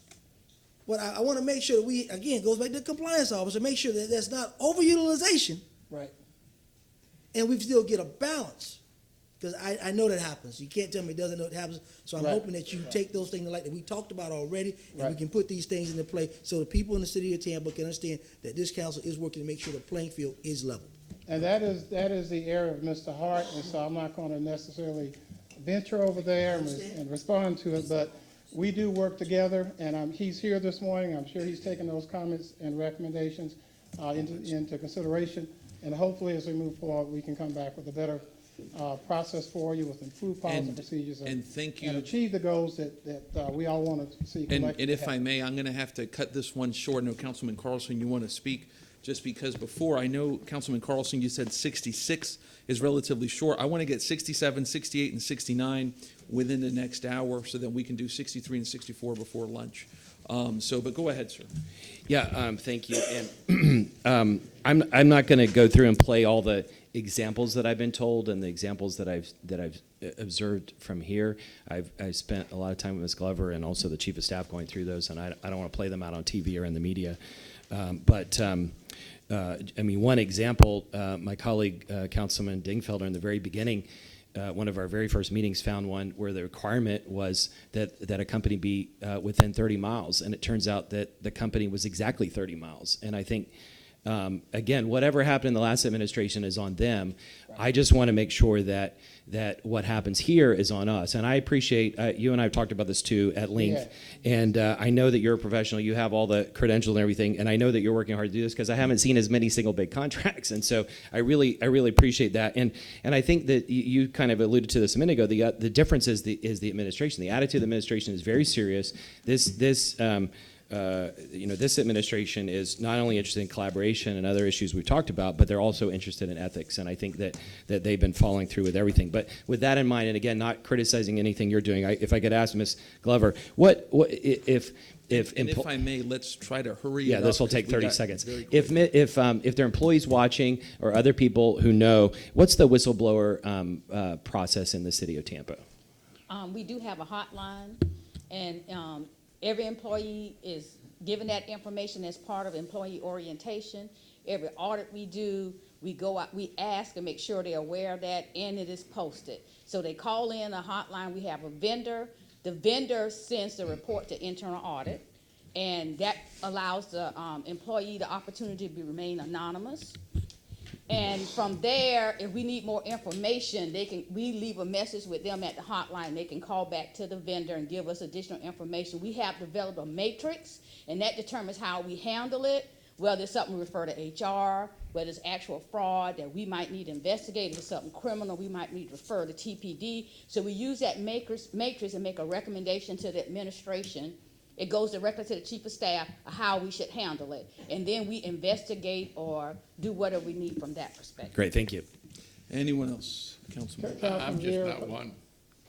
And just really fast, Mr. Spearman, 20 seconds. The other thing that you will notice in your resolutions, whenever there is a single bid response, we are letting you know why. I don't know if you're reading those, but we're reaching out to the vendor pool of companies that did not respond, who are on the plan holders list, and asking them, why is it you didn't bid? And if you start looking in the background section, we're putting in there what they're telling us, and much of that has to do with what we talked about. Thank you, sir. Thank Councilmember Rainey. Thank you, Mr. Chairman. I was not part of the last administration, but I certainly have been the last council member here for the last 8 years. Right. I don't take offense to anything. However, since the FBI was mentioned and all those, I don't want a cloud over the city of Tampa. I want a sunshine and ray and happiness for people who come here and live here. So I'm going to call for the FBI to do an investigation on every council member who served in the last 8 years, the administration, and any cell phone conversation for the last 8 years, including this council. Now let them come. And thank you very much, Councilman. I wanted to add that because I did want to comment on that, which is I appreciate our colleague and our friend Councilman Carlson's feeling on the last mayor, but I think there's got to be a line of distinction drawn between those personal feelings and then the individuals who served in that administration. I do not want to get to the point where we're going to start talking about the city of Tampa deep state. I just do not want to start getting there. And when the words FBI get noted, it's not that. It's that we're going a little too far there. That's just my respectful opinion. I just wanted to say that. Anything else? Anyone else? Okay. Thank you. Thank you very much. Okay. Item 66, Councilman Carlson.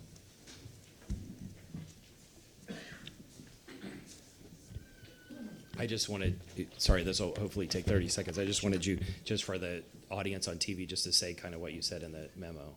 Okay, sure. Good morning. Kelly Austin, Human Resources. And council had asked us to look into if there was any cost associated with implementing ethics training on a yearly basis at minimal for department heads. That was the ask. Coincidentally, we had already been working on revamping and refreshing ethics training. The ordinance only requires us to train upon hire. Now, we're talking city employees, we're not talking elected officials.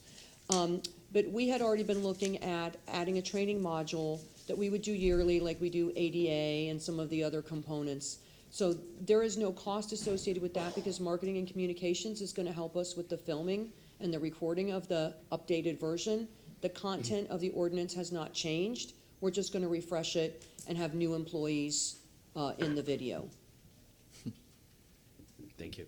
Thank you, sir. Thank you, ma'am. All right, Okay. thank you. Thank you very much. Now, my aspiration is, and council members, let me know what y'all think about this. I know this was made by Councilman Goods. Councilman Goods, you think 67 and 68 together can take about 30 minutes, all in all? You think so? Okay, let us aspire. Go ahead, ma'am. Morning, City Council. Gina Grimes, City Attorney. I'm here with respect to items number 67 and 68, which is an update that you requested on Memorial Cemetery and Zion Cemetery. I'm here with Scott Stigall from our staff and Toyin Hargret also. Each of them have been working on this along with some other people in our office. I'm going to address Memorial first, and then Toyin, who's attended all the Housing Authority meetings with respect to the Zion Archaeological Committee. She's going to address the Zion Cemetery and update you on that. So with Memorial, just quick background, as most of you know, the Robinson family owned that cemetery for quite some time. Mr. Robinson passed away last summer, and as a result, we've been dealing with his estate. The status of the situation right now is that the estate has abandoned the cemetery, and not just abandoned it, but in probate court, they have sought to disclaim the cemetery as an asset of that estate. They've also refused to perform any maintenance at all on the cemetery.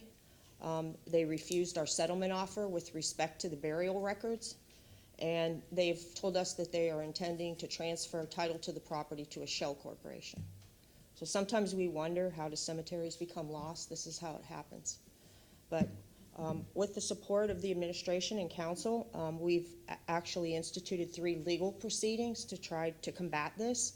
The purpose of those proceedings is, first, we tried to force the estate to maintain the property, but they refused. So now we're trying to recover the city's costs because we've conducted several different maintenance activities out at the cemetery. I think we have one in the works right now. That will be the 4th one just since last summer.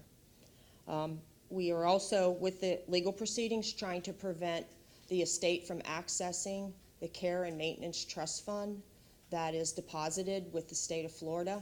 We have been in contact with the state of Florida as well as the trustee of that trust fund to make sure that it's being protected. And the last item, the last purpose of the legal proceedings was to also protect the burial records. The estate has custody of the burial records, and from what we know, they're not in good order, and we don't know that they're complete, and we've asked them to complete those records, organize them, and provide them to us, and they've basically refused to do so. So moving forward, this is what we plan to do. Actually, on your agenda this morning, I think it's already been approved, is imposition of a lien and abatement lien for the maintenance that's been conducted already. Once that lien is recorded on the property, we will be able to foreclose on that lien. Why do we want to foreclose? Because we have, it's been determined that there are additional liens on this property, judgment liens on this property, so we don't want to just take a conveyance or take title to the property because it'd be subject to those liens. So we're going to use the foreclosure process as a mechanism to wipe out those existing liens and then obtain title. After we obtain title, what we're proposing to do at this stage is to convey it to a not-for-profit organization.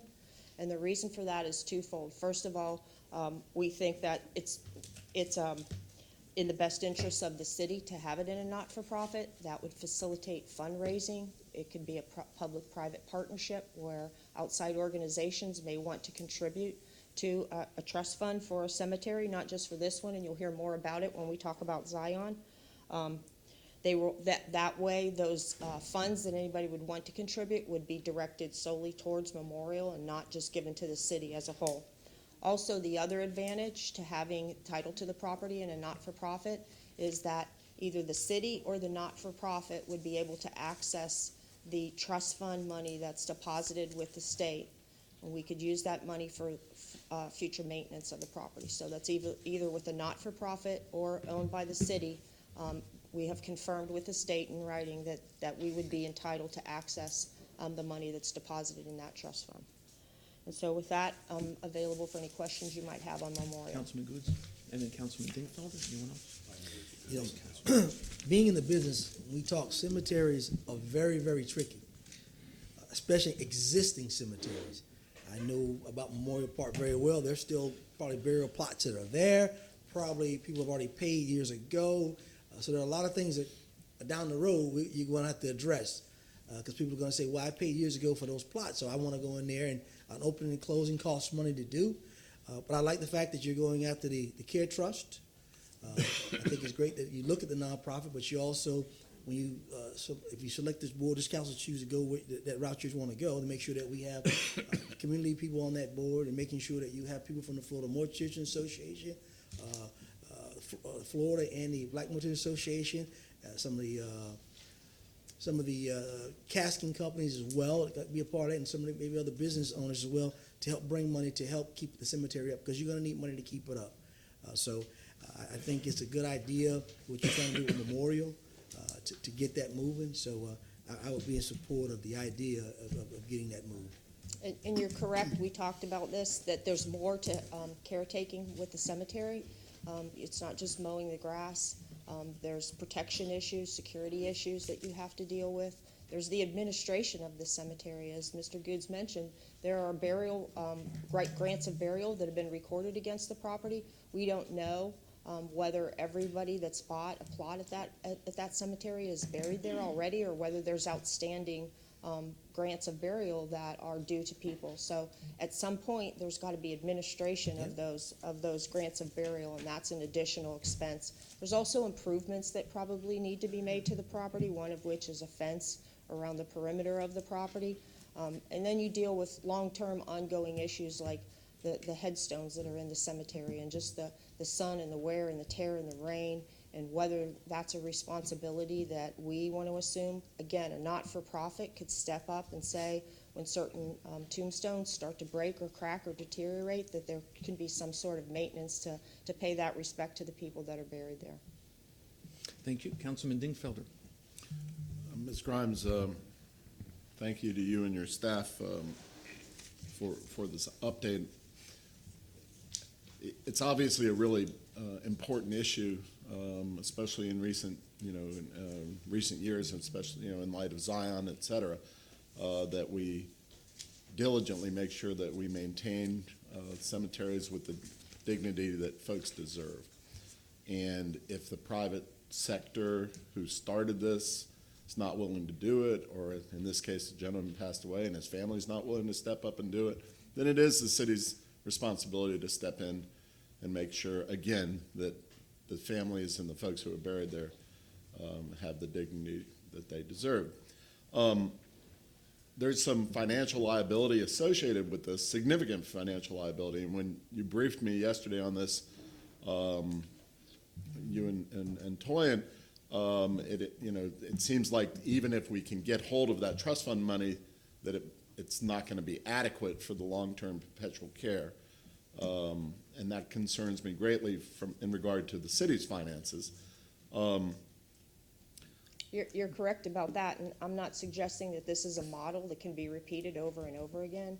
And the city is not in the cemetery business. Thank you. We do own other cemeteries, and we provide minimal maintenance at those cemeteries. But this isn't, we're not suggesting the way we're responding to this is something that we are recommending be repeated over and over, because Right. it can't be sustained from a financial standpoint. Well, So the best thing to do at this stage, in my opinion, is to deal with them one at a time and see what we can do with each one. Yeah, and one of the other things that concerns me is, and I'm not opposing it, I think we do have to take it step by step. In regard to the nonprofit, the creation of nonprofit, my only concern is down the road, let's say 15, 20 years from now, we create the nonprofit now, 15, 20 years from now, that nonprofit sort of fritters away, the people who are on the nonprofit die off, they don't do a good job of raising money, and then some future city council is going to be faced with, a nonprofit that's gone defunct and a cemetery that's abandoned again. And God forbid we should end up with the Zion situation all over again. So I guess, and I'm not telling you anything that you hadn't thought about, but that we should have some sort of reverter clause in there to make sure that we can continue to monitor and control, at least loosely control and observe that nonprofit to make sure that we don't end up in that situation decades from now. And also urge the state next legislative session to revisit these cemetery issues. Because if the legislation and the statutes are not strong enough to make sure that there's adequate money in there for the perpetual care, then the state needs to beef that up. Well done. And I think also with the not-for-profit, there could be reporting requirements back to this council so that you can, maintain that watchdog status and ensure that there is a long-term plan for the maintenance of the cemetery. I think that's a great idea. Thank you. Thank you, Mr. Chairman. Yes, sir. Councilman Goods.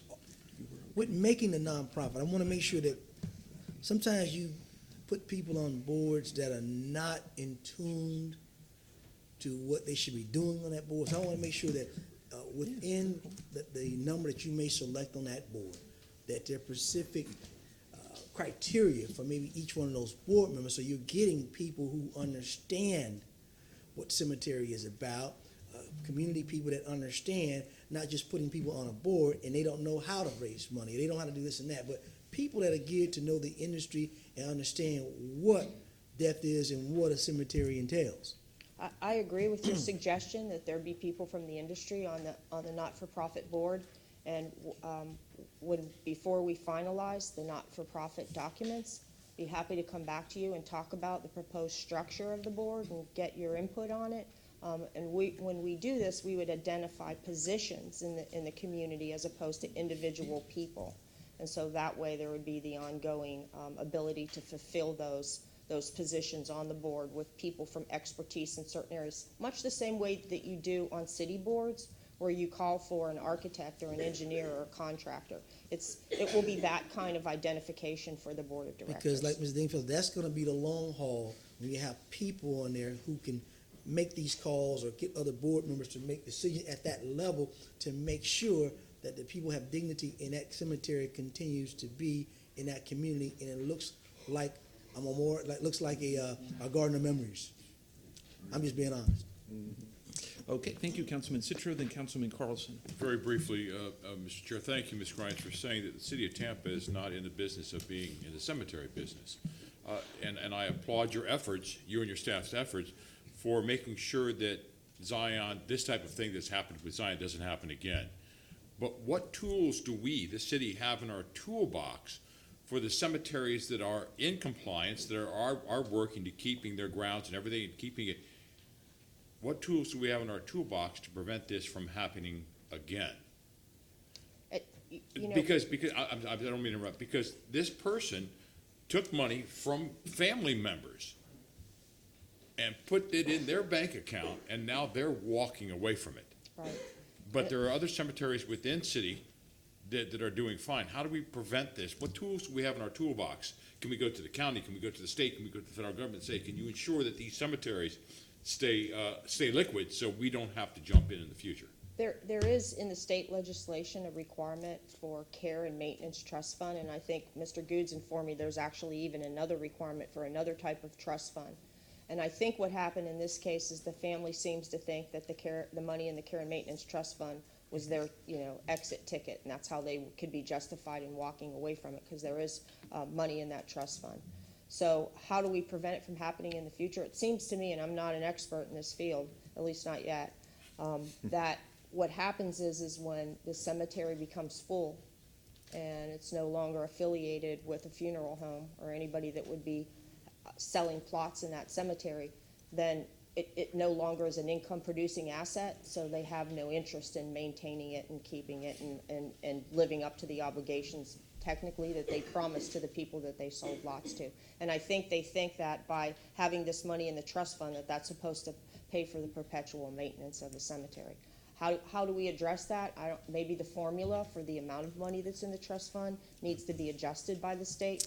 Mr. Dingfelder suggested we looked at some of the legislation. I agree that we need to do that.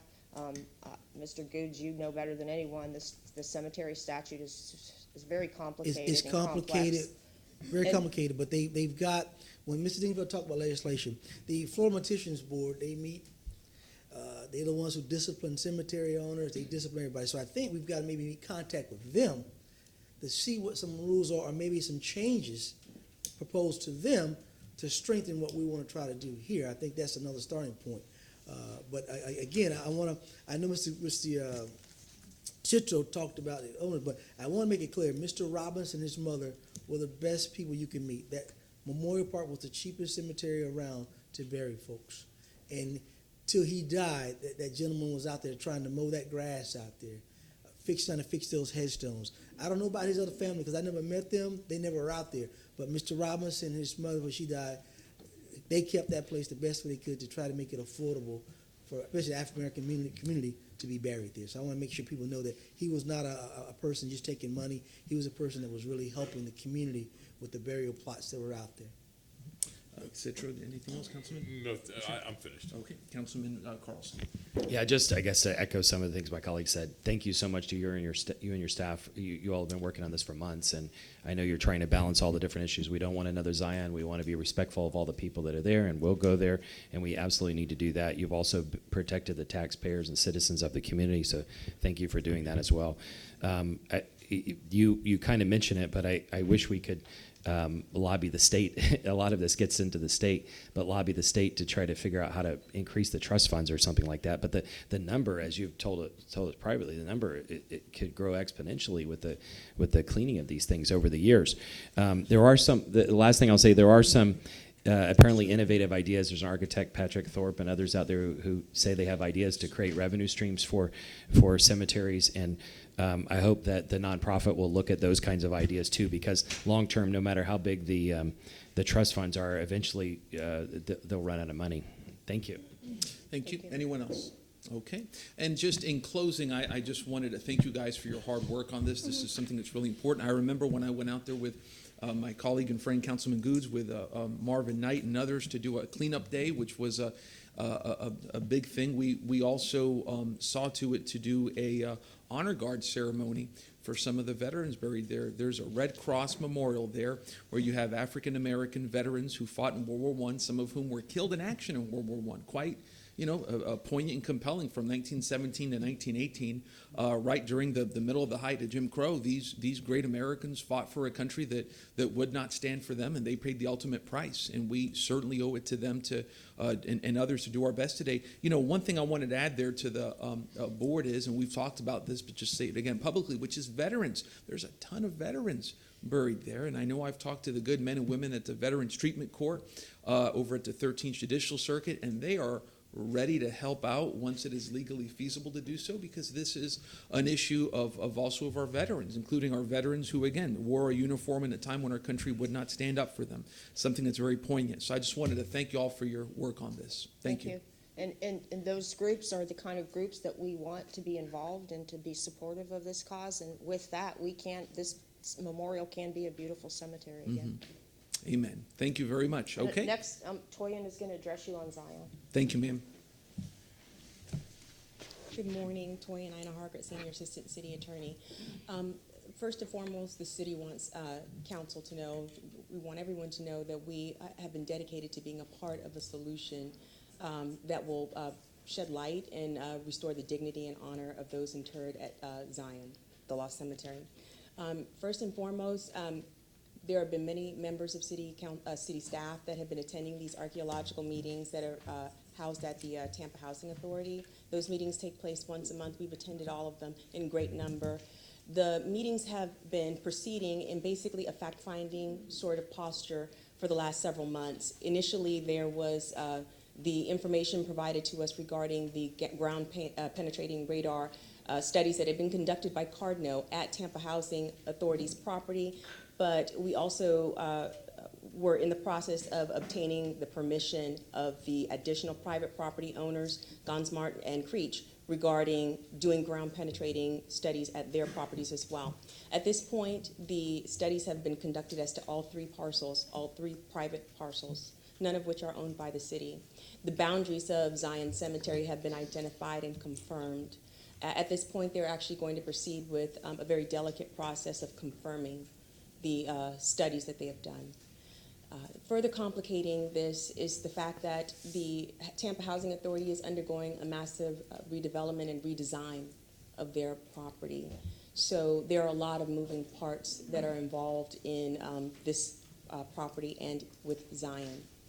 But because the fact-finding process has essentially concluded, the city felt that it was important, given their dedication to shining light and restoring the dignity to Zion, that we move into a new phase, that phase being that of action. And in order to start that action, we have developed the documents in order to establish a not-for-profit. The not-for-profit, our proposal to do that and our work in developing the articles of incorporation as well as bylaws is really something that we think can leverage the private sector, public donations, private donations, the ability to obtain grants in order to decide what happens with Zion. The formalizing a not-for-profit and identifying the structure of a board is very important. We have mentioned to the Archaeological Committee at the last meeting in February that we would like their input, because this needs to be a ground-up sort of solution in identifying and structuring the board for the not-for-profit. Once that is done, we can proceed with identifying the goals and prioritizing those goals and implementing those goals. So that is number one. The city's action plan proposal was to establish the not-for-profit, and we've gone some way with doing that. Number two, the city is committed in good faith to deposit seed money, matching that of the state. As you all may be aware, the legislature is currently moving to approve a $50,000 allocation towards Zion.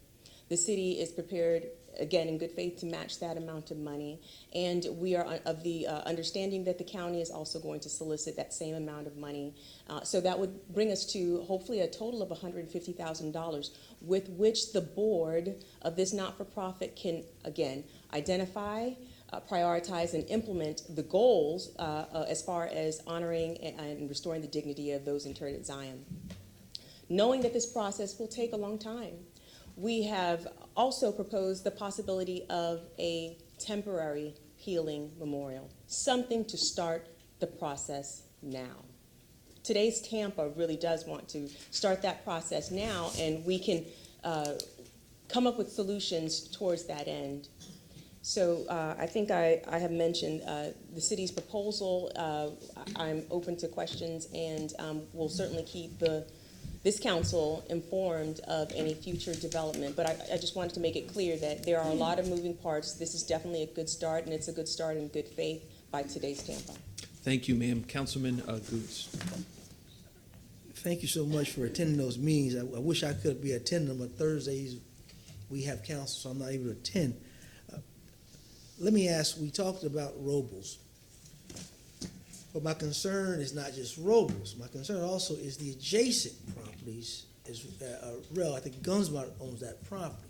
Can you elaborate on what we're kind of doing with help with them or collaboration in that effort? Well, again, the city doesn't own those properties. Correct. They're owned by individuals, Gonsmart and Creech. They have just recently agreed to even have the studies conducted on their properties, and that's why we've been able to confirm. Fortunately, as it relates to Creech's property, my understanding is that the portion of his property that encompasses Zion is not active, doesn't have a structure on it, is not actively being used. He's been able to clear that property, and for him and for Tampa Housing Authority and all involved, finding a solution as to Creech's property will likely be a lot more simple than that of Mr. Gonsmart. It's my understanding that there's actually structures built on top of where there should be bodies interred. So the city is, again, these are private properties. The city is unable to actively do anything. First and foremost, those properties need to be assembled, and once those things are done, we would be in a position to listen to the board and to figure out what other steps can take place. But there's not much that we can say to address that point at this time. I think you're right. When you talk about buildings, it's going to cost to move those buildings, however they come up with for the final rest of those folks. I do like the idea of doing something, some action now to let the community know that the city is committed and serious about memorializing those folks that are there. How much money is enough? Because what I'm seeing right here and right now, if in the long haul, it could cost a lot of money. So you need a board with a trust to be able to help with some of the things that the community want to see happen. You're talking about moving buildings, possibly moving bodies. I mean, it's whatever they want to do, but that may cost in the long run. So how much money will it cost? So I guess in the long run, we'll come to figure what that'll cost. But right now, I don't think you have those dollars to tell people because we don't know what is going to be enough. What I'm hearing. Yeah, that's exactly right. I think part of the work of this committee is going to be to establish a list of everything that needs to be done and how much it's going to cost and have a budget. And once we have a budget and once we know the needs and we know what funds are available, then we can work towards fulfilling those needs.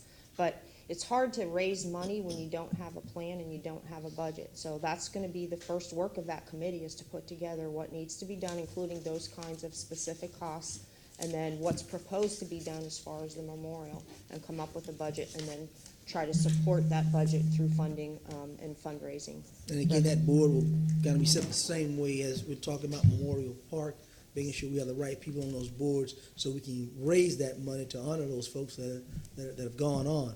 But I thank you for your work. I mean, we're not going to make everybody happy right now, but we have to start somewhere to start doing the healing process for these cemeteries and these families. Thank you. Thank you. Thank you. Thank you. Anyone else?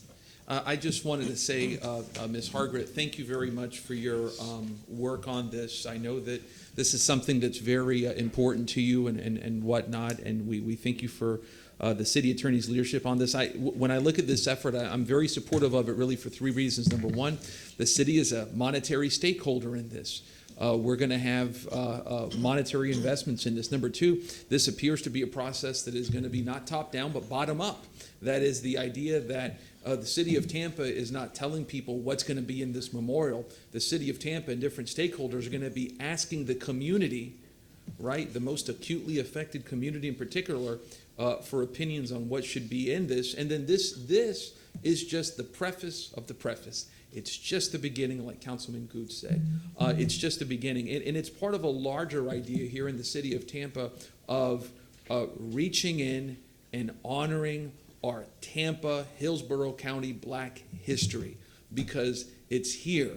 It's been here for a long time. A lot of us may not know that it's here, but it certainly is here. You know, over the weekend, if you know me, I always like to take my son on historical trips, and over the weekend, he and I went to Montgomery to look at the National Memorial for Peace and Justice. Then we went to Selma. We did it over one day, and then we came back to Tallahassee that same day. I'm very ambitious. But, you know, the city of Tampa has had a lot of injustices and different narratives that really need to be spelled out and memorialized. And I salute the city of Tampa for getting this started on the right hand, led by the city attorney's office. So thank you very much for your heartfelt work. Thank you very much. Mr. Chairman, just before you go, Ms. Argy, at those meetings, have the community been talking about a memorial being built? That's an idea they're talking about. I'm sorry, sir? At those meetings, have the community been talking about, at those stakeholders at the table right now, have they been talking about a memorial being built, some type of memorial? Well, we raised that as part of our proposal at the very last meeting, I think 2 weeks ago. And we actually proposed that and gave them the opportunity to think about that and come back with some ideas. So nothing has been formalized. With the $150,000 we got, has anybody looked at the idea of what right now a temporary memorial could be until we get this established and actually have a whatever it's going to be memorial at that location? Absolutely. We've kind of huddled and tried to come up with certain ideas within the city and city attorney's office. However, again, the actual stakeholders, the community that's there, we don't want to take away that voice for them to decide what should happen. So that is really a decision for the Zion Foundation to make. Thank you, ma'am. And also, Councilman Goods also wanted to thank you for your leadership on this. You've been very aggressive, fervent, and passionate on this, so thank you for your leadership, sir. Thank you, Mr. Chairman. Thank you, sir. Okay, next we move to item 69. And we are doing well with time, which is good. Good morning, Council. Vic Pide, Mobility Department, formerly the Transportation and Stormwater Services Department. I'm here for item number 69, motion for the city and YCDC and FDOT to appear and discuss the pros and cons of the TB Next project specific to the 14th and 15th Street alignment. So as you're aware, FDOT is wrapping up their final supplemental environmental document for the Tampa Interstate Study, an effort started in the 90s. This ranges from the West Shore area all the way to downtown and parts of Ybor City. The West Shore interchange part of this project is funded. It's over $1 billion. Construction will begin soon. It brings critical economic development and transportation connections, including trails, walk-bike initiatives that are consistent with Tampa's plans. On the eastern side, which is the downtown and the Ybor City portion, there are some safety and operational improvements proposed as part of this effort that are not funded at this point, but broadly the city supports this project and this program. Mainly because it's consistent on surface streets with our walk bike, Vision Zero, and sustainability and resilience programs. We're going to work with FDOT and ensure that these initiatives are expressed on city roadways. As it relates to the 14th and 15th Street connections, we support those connections as well, primarily because they activate the entire grid within Ybor City, create more access through the neighborhood. This is something that we've worked with DOT to ensure they preserve as part of any alignment in downtown Tampa as well.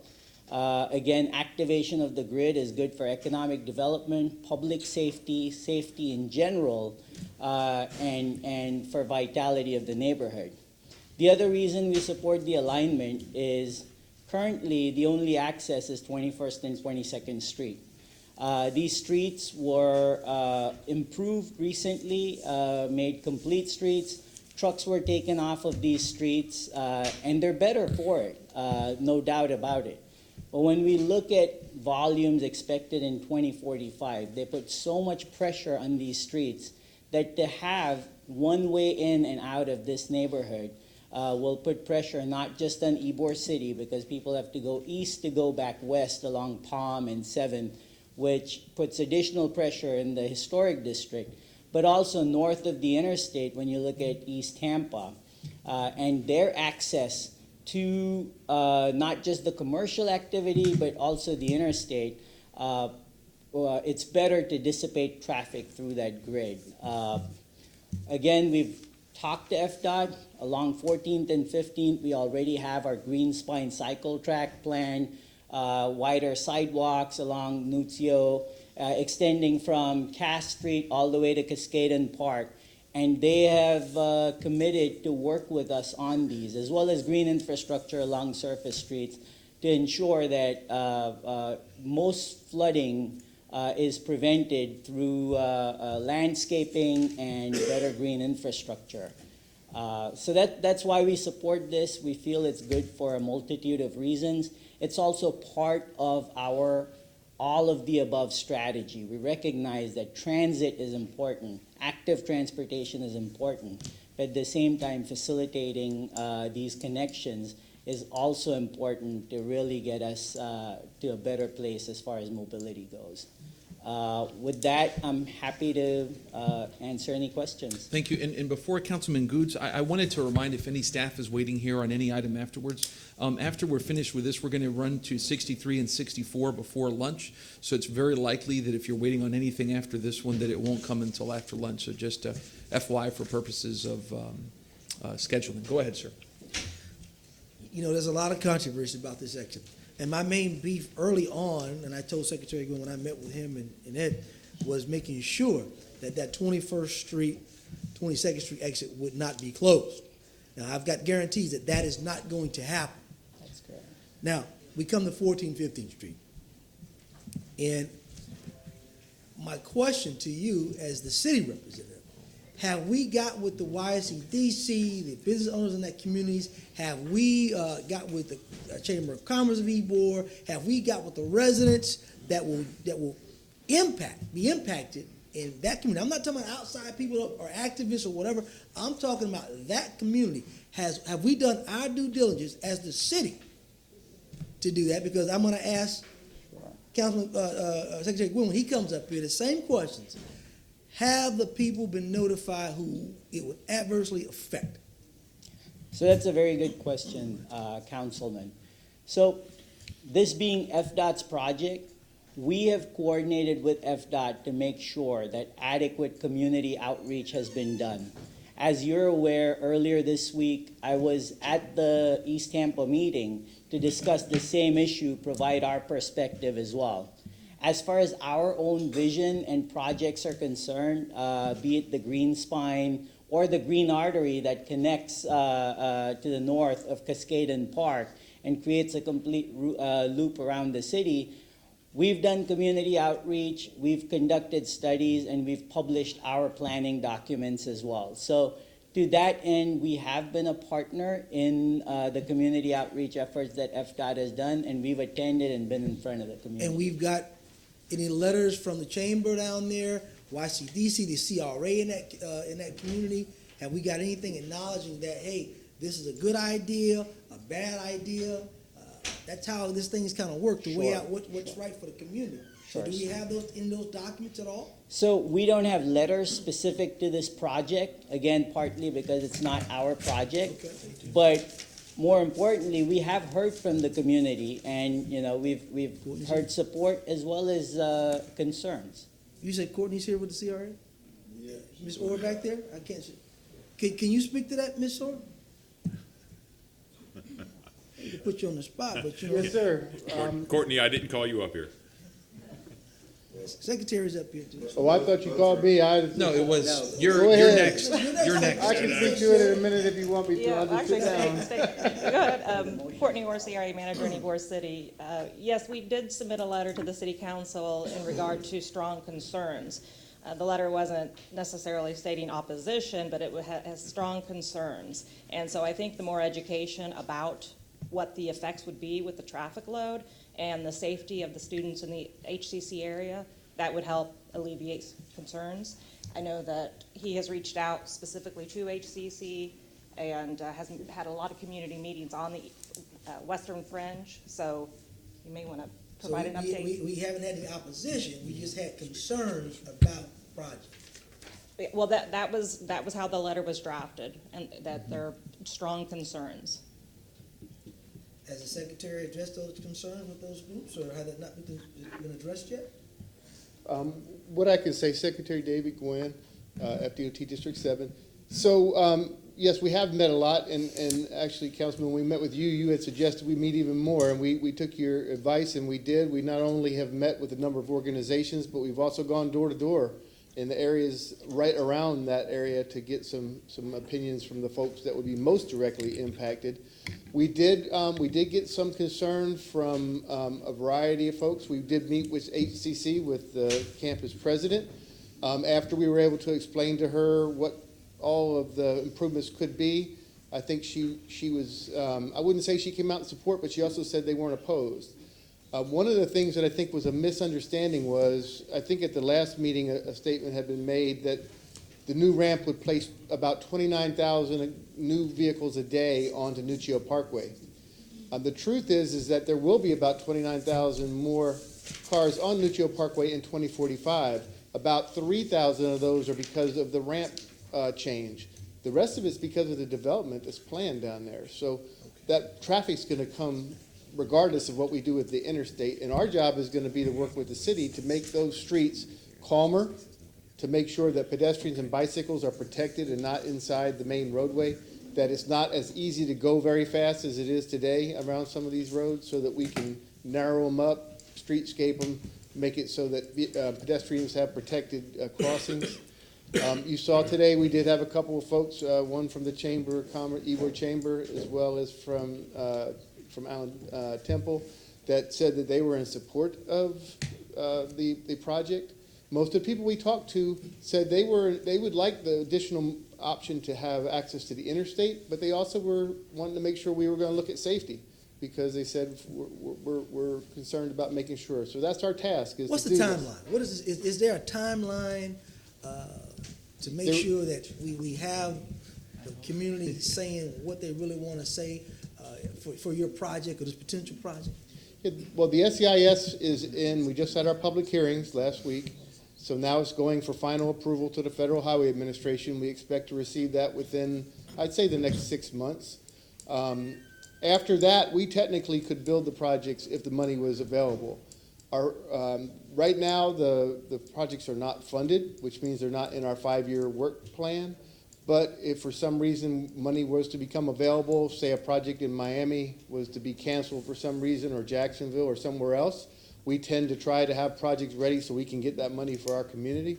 And so we would have the projects ready to go, but they're not funded yet. We're going to look for that funding in the new, maybe 5th or 6th year as we come into those processes. But I can tell you, if money became available somewhere and we were ready to use it, we'd try to get the money. Mr. Chairman, this last question. I know the other night we had several, I was surprised, of mostly all of the East Tampa Neighborhood Association presidents from Tampa Heights, from everyone was there for that meeting, and some had ahs and ums, but one lady in particular, the East Tampa CAC chair, brought up, I thought, was some valid information as it relates to Scott Street. And I went home that night thinking about downtown Ybor as well in that area for Scott Street. Did we go back at all? Maybe your people maybe look at that or talk about that at all in the evening in reference to Scott Street? Yeah, and we talked about that. We certainly could look to try to direct people more to that. The challenge is going to be when we're looking out 25 years, which when we build a project, we want it to last for at least that amount of time. By that time, we're going to have problems, all of the ramps. We're going to need all we can get to get traffic in and out. So we would definitely want to use that one as well. This one is one that we think we can get built and have it done in a safe manner. And I think it'll actually become an asset, because instead of people having to go the long way and go through neighborhoods and side streets to get back and forth, the people that want to go to HCC or some of those new developments that are right in that area will have an easy access. They won't have to go and backtrack and add traffic to Palm, add traffic to 7th. It gets them where they want to go with less vehicle miles of travel is what it could do. Thank you, sir. Thank you, sir. Councilman Citra, then Councilman Dingfelder. Mr. Chair, thank you very much. It's no secret that I have been opposed to this for quite some time. Secretary Gwynn, if you want to come back up here, please and thank you. But I see the handwriting on the wall. And the concerns that I'm hearing are for public safety. And to ensure, let me digress, I apologize, that when I was with the YCDC, our main concerns were, we just took over, the city of Tampa just took over 21st and 22nd Street. And we were concerned that the diversions from people exiting on 21st, 22nd Street were going to take away the possibility for retail. I'm understanding the city's view on this now, that the 14th, 15th Street is going to make it easier for people to travel within VM Ybor, within Ybor proper, within parts of East Tampa. That they can exit on 14th and 15th Street and get to HCC, get to anything up and down Nuccio Parkway, get to anything up and down 14th and 15th Street in VM Ybor. But I reflect back on public safety.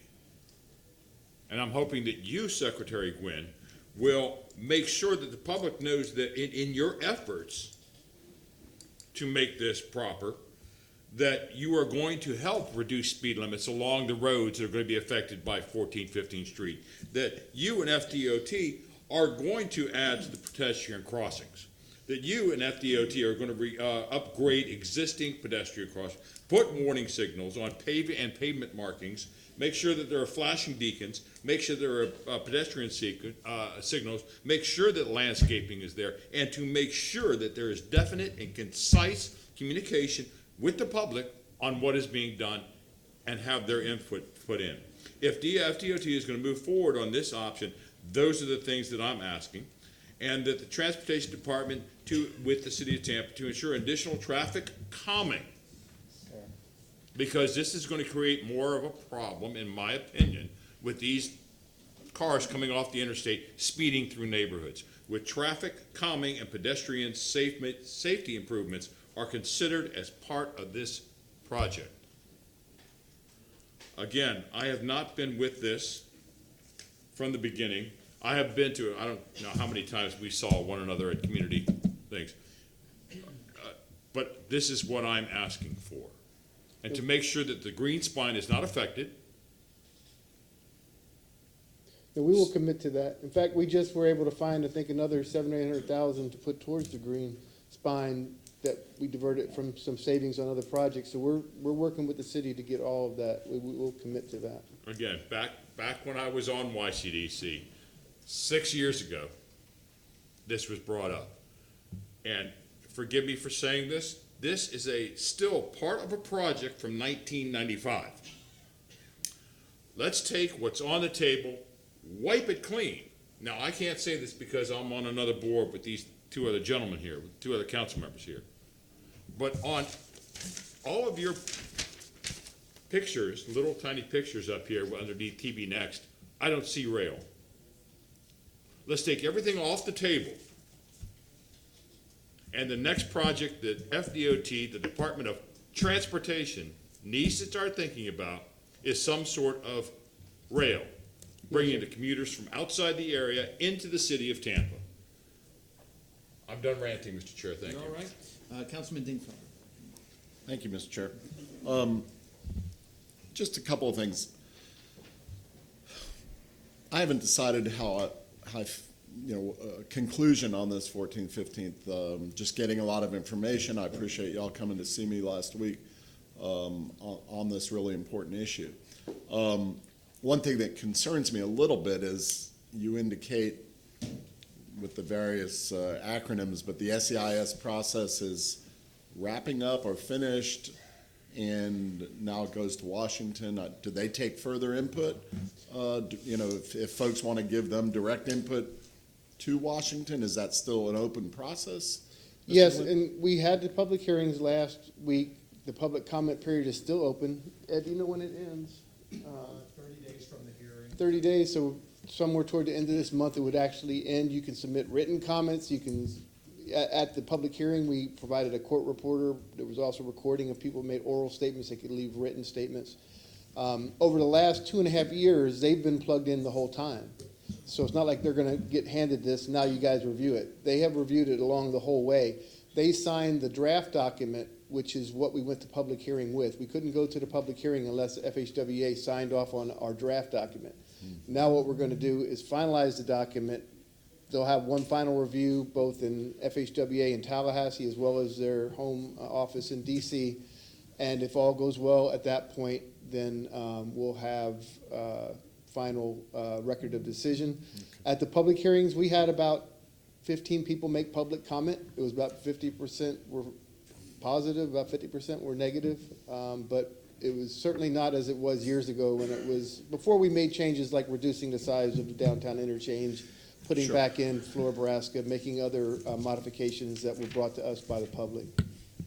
But I appreciate you explaining the process, because I think, especially in a forum like this, it's extremely important that people know that that process is still going on, that they have an opportunity to provide input to the, through this federal process. Did the MPO take an official position on this? Is that their place to do so? The MPO did support, they did support the West Shore interchange, but they also approved having these projects in the long-range transportation plan. So effectively, the MPO has endorsed those projects to go into the transportation process. So specifically related to this exit, the 14th, 15th Street exit, was included in the bundle that the MPO Well, that was, voted on? that was part of the entire two projects, more or less, the downtown interchange and the West Shore interchange that was presented. Okay. And hand in hand with that, and it's slightly off topic, Mr. Chairman, but I appreciate a little indulgence. Last time that your folks were here, I can't remember if you were or not, the issue came up about the toll lanes, the so-called Lexus lanes that are being proposed.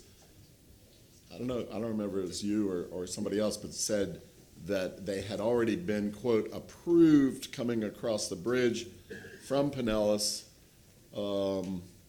in the future up until, I think somebody said, the river.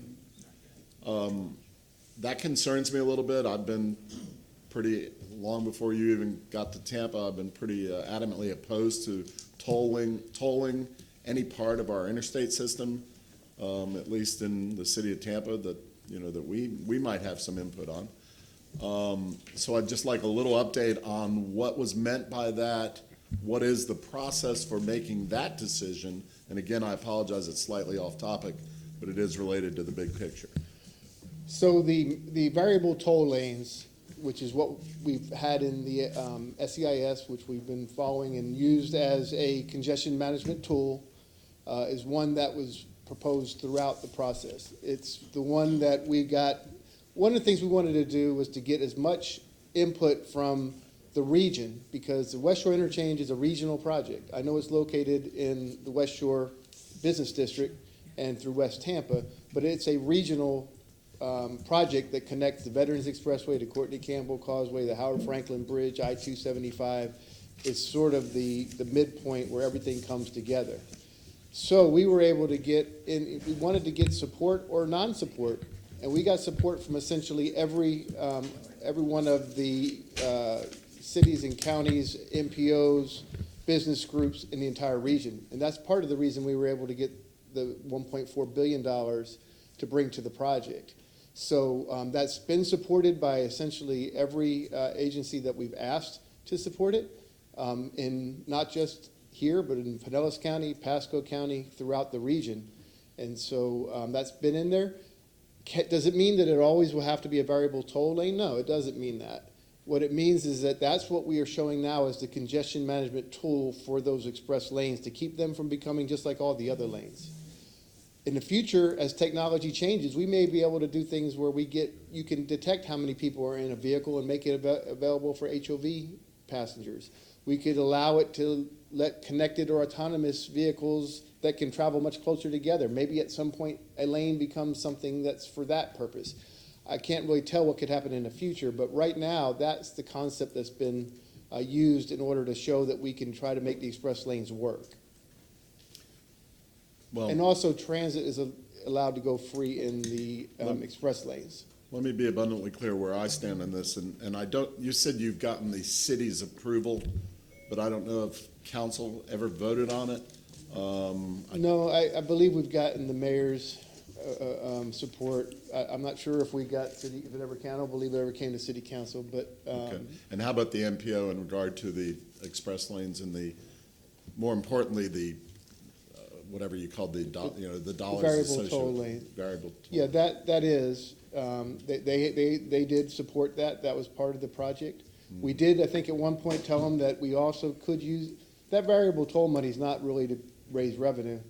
They use it to upkeep the system, but the rest of it, like they do in Miami, can go to transit. What they're doing in Miami with that excess toll revenue is they're using it to support the express lane bus transit system, which has been very successful. A lot of people don't realize that the express bus and express lanes in South Florida carry more passengers per day than Sunrail does. It's very popular. And I think it could work here as well. Yeah. I think it could work and before, for the people. Let me just finish the last. And just really quick, if I may, Councilman Dingfelder, let's try to wrap up the toll lane issue so we can jump back. This is my last statement. Go ahead, sir. I think it's all about equity, and we have a lot of discussions about equity and fairness in this body, and I think that's important. Somebody mentioned, well, we don't need to get deep into it, but the bottom line is is that equitable and fair to charge, potentially be charging poor people who probably can barely afford the car and the upkeep on the car and the gas, et cetera, to now charge them for the privilege of going in that faster lane? And why shouldn't poor people be allowed to be in that faster lane? And nobody's ever given me a good explanation. Yes, can you zip cars through faster through the community by doing that? Probably. I'm sure you can prove that with various models. But nobody's, in my opinion, has ever addressed the fairness issue. Now, in a meeting, I mentioned that to you, and we had a quick discussion about maybe there's some way to give people coupons or some type of, people who might be poor and otherwise couldn't use those lanes to subsidize them through some system. But that sounds very complex, in regard to doing that. But without some way to address the equity and fairness, or let's put that conversely, to address the unfairness of those Lexus lanes, I can't support it, and I hope this council and this mayor can't support it. And frankly, I hope that we don't do it anywhere in the city of Tampa and Hillsborough County. That's my soapbox. Thank you. Thank you, sir. Councilman Coles. Just real fast, thank you for working with the community over the last few years that you've been in charge. I know the community hasn't gotten everything they wanted, but you've given them some, and I think people know that you listen. And in particular for issues like reopening Florabraska. You and I talked, and I've heard a lot of feedback from the community, and based on that, I would be against this exit. But I don't think I have the votes here, so I'm not going to make a motion for it. If one of my colleagues wants to, I would support it. But thank you for all that you're doing to try to listen to the community and hopefully be able to work out more that the community wants. Thank you. Mr. Chair, thank you very much. Mr. Quinn, thank you very much for standing there, and your colleagues that come in here from time to time for being able to stand there. You touched on it. You agreed to it, but I'm just going to ask one more time.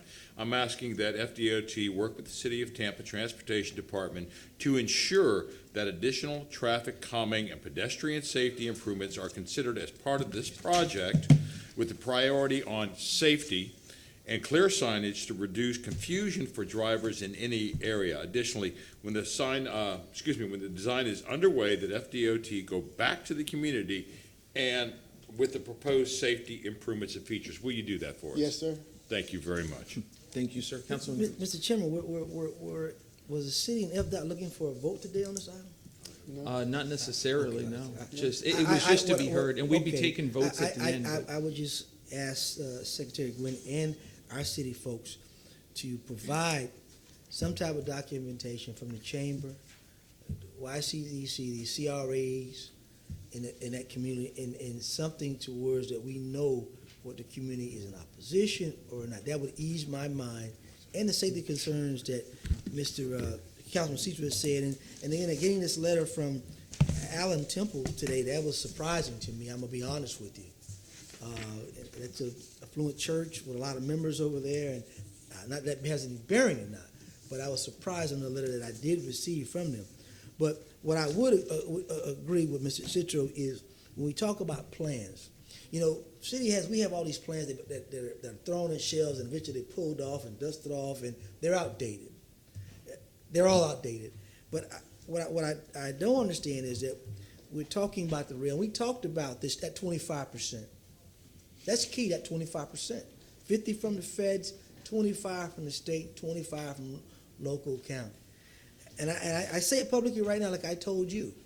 There needs to be a meeting, not with the MPO, but it needs to be a meeting with the real stakeholders, this council, the commission, Temple Terrace, Plant City. We all need to be, as a body, to discuss the next plans, what we think our constituents want to see, especially when it pertains to rail, those railroads, those 66 railroads. And that way you're not hearing from different bodies, different things. We all, not the MPO, but all the ones who you come to ask for approval or ask for our blessings. You're not meeting with us. as a whole body, because you can't get one set of ideas here, another there. We have to be collectively getting the idea to fight it out there, and now we come up with a plan for the citizens of Tampa, for rail, streetcar, whatever has to happen. And people understand in those rooms that you just can't leave the middle undone. It can't start over here or there. It has to start where the actual tracks are at, and that's in the middle. So everybody can have an equal balance to whatever transportation that we desire. But I'm asking you and the city to somehow come up with a strategy to get all the commissioners and county holders together for a meeting so we can talk about these issues in the near future, sooner than later. I think they're important. Thank you. Thank you, gentlemen. We appreciate it. And I go back to one thing that I said last time this issue came up, which is the glue that's going to hold a lot of these things together is that penny sales tax. And I always just go back to that issue, which is we talk about things like rail, BRT, et cetera. Without that money, we're lost. We're lost. With that money, we get to where we need to be. I always tell people I supported the sales tax in 2018, and I support, if need be, reauthorizing it today. Why? Because it gets us to where we need to be. It's not about affluence. We're not going to buy things, hey, let's do something we don't need. This is a basic necessity that our community needs. We're running 20, 30 years behind whenever it comes to mass transit. This helps us to get to where we're at, and I continue to say that. I believe the county commission is going to be looking again at that issue in April, and I'd encourage all my fellow council members to go and continue to encourage them to do the right thing. But thank you very much for coming. Thank you, gentlemen. Thank you. Now, before we move to 63 and 64, 60, 61, and 62 should be able to be knocked out rather quickly. Who's here for 60? And for our clerks, are we okay getting off like at 12:35 for lunch? Is that okay with you guys? Okay, how about 12:36? Thank you. Good morning, Justin Vasty, Legal Department. This is with regards to item 60 on the agenda.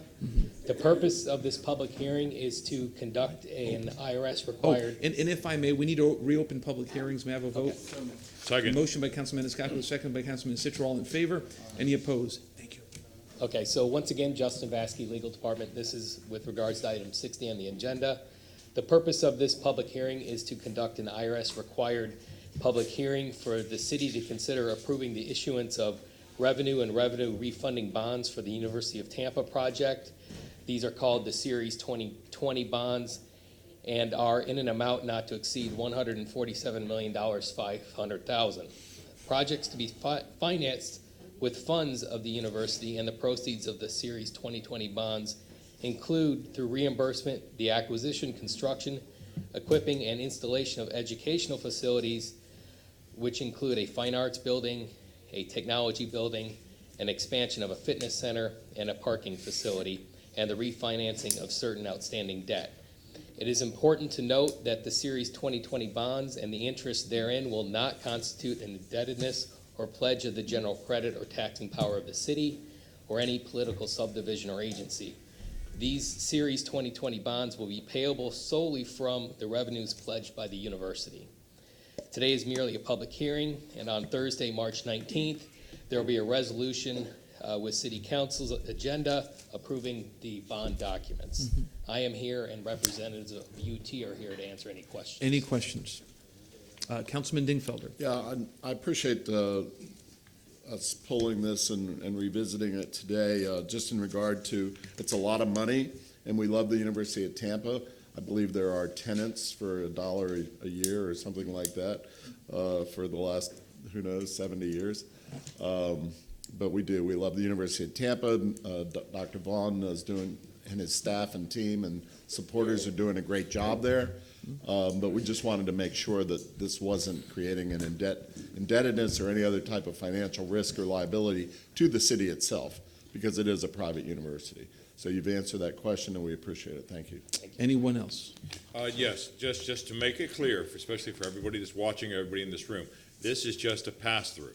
That is correct. The city of Tampa is just collecting its money and passing it back through. That is correct. Thank you very much. Okay, and what do we need to do? Anything? Ask for public comment. Okay, anyone here for public comment on item 60?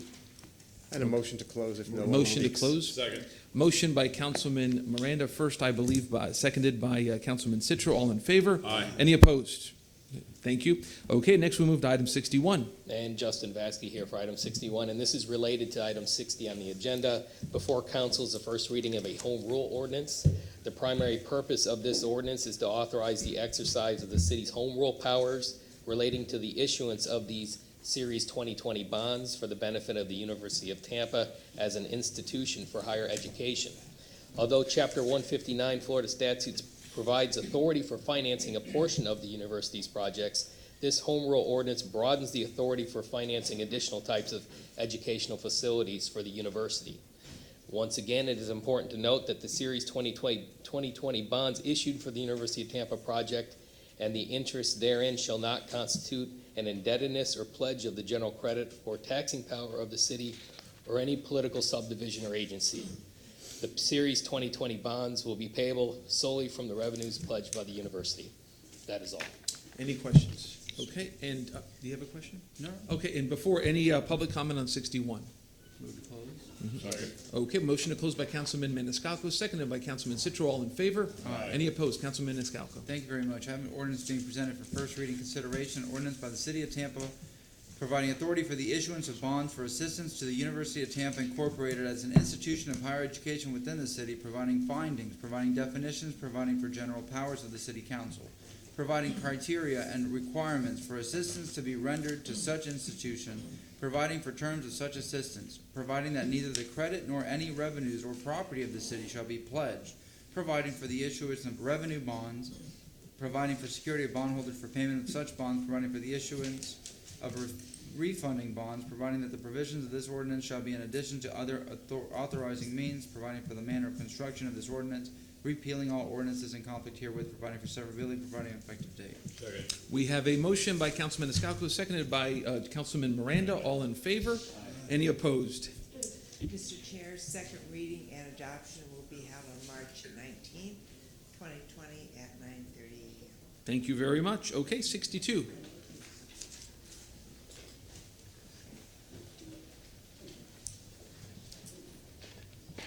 Good morning, Kate Wells with the City Attorney's Office. Item 62 is the second of two public hearings on a development agreement as required by the Florida Local Government Development Agreement Act. The first public hearing was on February 20th. I know that Tyler Hudson is present if he wants to make a brief presentation as to what the development agreement covers. And I do have a resolution for you approval if the clerk's office doesn't already have it. Thank you. Thank you, ma'am. Mr. Hudson? Good afternoon, Council. Tyler Hudson, 400 North Ashley Drive. This is the Harrison Street, Brick Street reconnection that we're doing. It was passed unanimously last time, and would ask that you do so again. Happy to answer any questions you might have. Any questions? I thank you, sir. Any public comments on item 62? Motion to close by Councilman Miranda, seconded by Councilman Maniscalco. All in favor? Aye. Any opposed? Who would like to move this resolution? Councilman Maniscalco, seconded by Councilman Miranda. All in favor? Aye. Any opposed? Okay. Move to open 10:30 a.m. public hearing. Second. We have a motion by Councilman Maniscalco, seconded by Councilman Miranda. All in favor? Aye. Any opposed? Okay, we move now to 63. And If again, I could- and if I if may, I Ms. could- Wells, my aspiration is to finish these two naively by 12:35, if it can be done. Go ahead, ma'am. If I could, Mr. Chairman, item 64 is the item where the city has retained a Spanish interpreter. Okay, so let's do If we could 64 take that one then. first. Okay. And I am handing out just a summary of the procedures for both of today's hearings. Yes, ma'am. So we are beginning with 64, 64.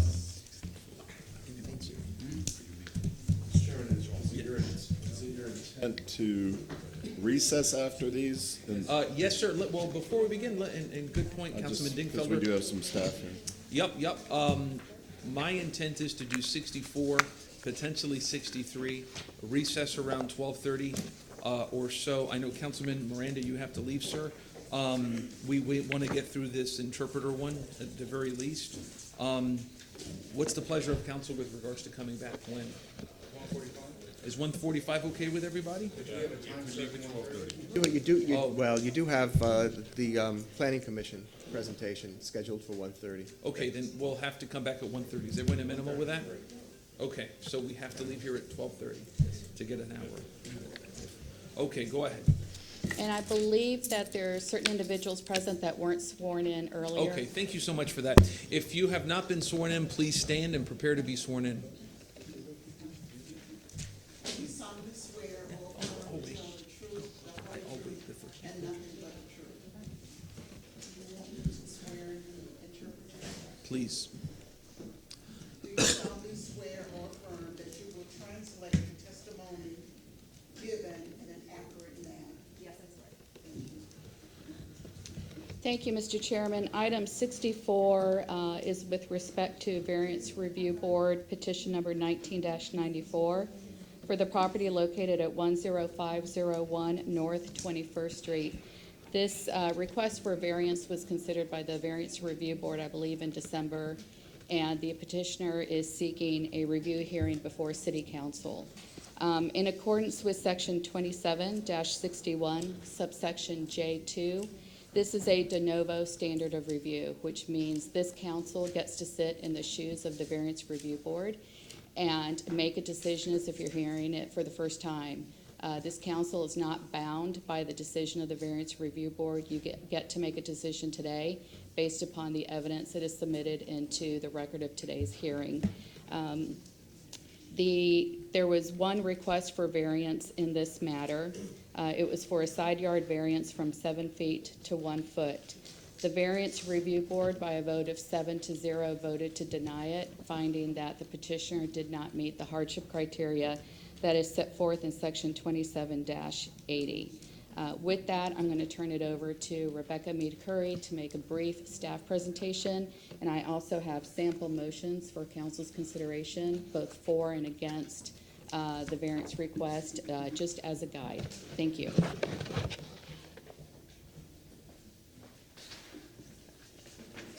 Good afternoon, Council. Roberta Mead Curry, Planning, Design, and Development Coordination. I have been sworn in. I am the Variance Review Administrator. Basically, give a brief summary again of the case that was presented. Again, the section under review was 27-156, and again, the applicant was seeking a reduction of the side yard setback. The location of the property is located in red. The street, 21st Street is here. All of the surrounding properties are RS60. The site plan is here. Again, this is the front of the house along 21st. Side yard, the area in question is here, where they're asking to reduce the side yard setback from 7 feet to 1 feet for the screen enclosure that was constructed here. Right-of-way, transportation, and natural resources found it consistent, and zoning found it inconsistent, and asked for the condition that they obtain permits once and if approved. I have additional photos if you want to see them. If there's any other questions you have, I can answer them. Yes, sir. Please, the photos, I guess, real rapidly. Yes, okay. Thank you, sir. This is the front of the property. This is looking south. Looking north. The area in question was this addition here. Any questions? Now, yes, how is and forgive me for having to step out quickly, how is this structure going to be torn down that's there now, the overhang and the poles, or is just screens going to be putting on that? They actually took off the screen that was there, so they'd asked for the screen area to be replaced. They were advised by code enforcement to remove the screen, but they do want to keep the structure that's here and the vertical members here and replace the screen that was removed. Okay, so you answered my question that specific part, the roof and the poles holding the roof up are going to stay? Correct. Was that permitted? No, it was not. If I can clarify. Yes. Mr. Citro, I guess or if you want to clarify, Ms. The clarification Wells. is going to come for the setback itself, correct? Well, I believe it's the structure here is the subject of this case. Agreed. Okay. The structure that that was just shown in the picture was built without benefit of permits. It encroaches into the side yard setback. So the variance that is being requested is to go from 7 feet to 1 foot to allow the structure to remain. If council finds that they've met the hardship criteria, then the intent would be for the structure to remain in place. Then now I ask my next question. Was this, since this structure wasn't permitted, does it meet code now? When you ask, does it meet the code now, are you asking about the land development code or the building code? Both. Because in my reasoning here, again, if there was not a structure being built, would variance review or would code have allowed it to be built in this manner? The location would be prohibited by the land development code because there's a 7-foot side yard setback at this location. That is the request that is before you, to go from 7 feet to 1 feet. Structurally, would That it would have be been? for the building department to determine. If the variance is approved, the building department would have to address that during permitting. Councilman Goods and Councilman Miranda. Go ahead, sir. I guess my question in reference to the structure, was the structure already there when they bought this property, or they just acquired this property and that's there and want to do this work to this property? I submit those are proper questions for the applicant. Okay, Councilman Miranda. Thank you, Chairman. How was this brought to the attention of the city? Was it a neighborhood complaint, or was it the focus of the city to proactively find these items to code enforcement? It was a code violation through a complaint. It was brought to a code violation through a complaint. Through a complaint. And I'm pretty liberal, but I'm also very conservative at the same time. There's thousands of these all over, and I mean tens of thousands of these. You can have 100 of these cases every day for the next 3 years that we have here, and you'll never finish, because they're all over West Tampa, they're all over East Tampa, they're all over some areas like in this area. And what I'm most concerned for, not that I'm against or for these items, is the dividing of a home being split without the ground being the proper zoning. And there's at least 500 of those in West Tampa, and we haven't done anything, number one. Number two is, whoever filed the complaint, have they visibly shown themselves, or just one anonymous by phone? Not that I'm aware of. Pardon me? I'm not aware that they have shown themselves. And if I can, Mr. Chairman and Councilman Miranda, if I can just ask that you direct your attention to the criteria, the code, and see whether the facts that you find out, and of course, we haven't heard from the petitioner yet, so to give them an opportunity and don't make any judgment until you've heard all the evidence, and then apply it to the applicable criteria. I'm trying to find out the same questions you are, Mr. Counselor, to find out what's going on. If you let me handle it, I'll handle it my way. Yes, sir. Thank you very much. Thank you. Thank you. Anything else, sir? That's it, sir. Okay, thank you, sir. Anyone else? Okay, thank you.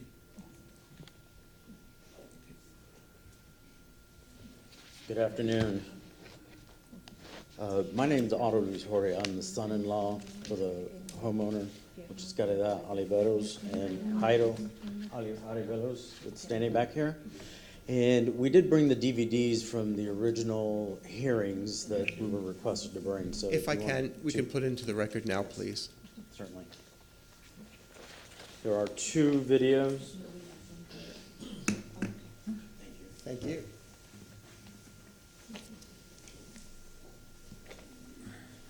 The first video would show that the hearing was continued for lack of an interpreter for Mrs. Oliveros.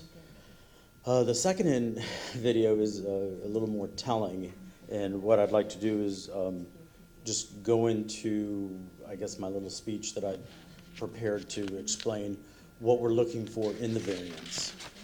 Okay. During the initial variance hearing, my mother-in-law got confused and was arguing really code enforcement issues before the original hearing board, and that's what ultimately led to the denial. So the hardship issues were never addressed, and that's what we would like to do today. Although she was given several opportunities to discuss the hardship issues. You know, we want to be sure that we're transparent and explain everything that happened. You know, there are 5 categories, and I'm not sure if you're aware of the categories or not, and I can go through each one of them.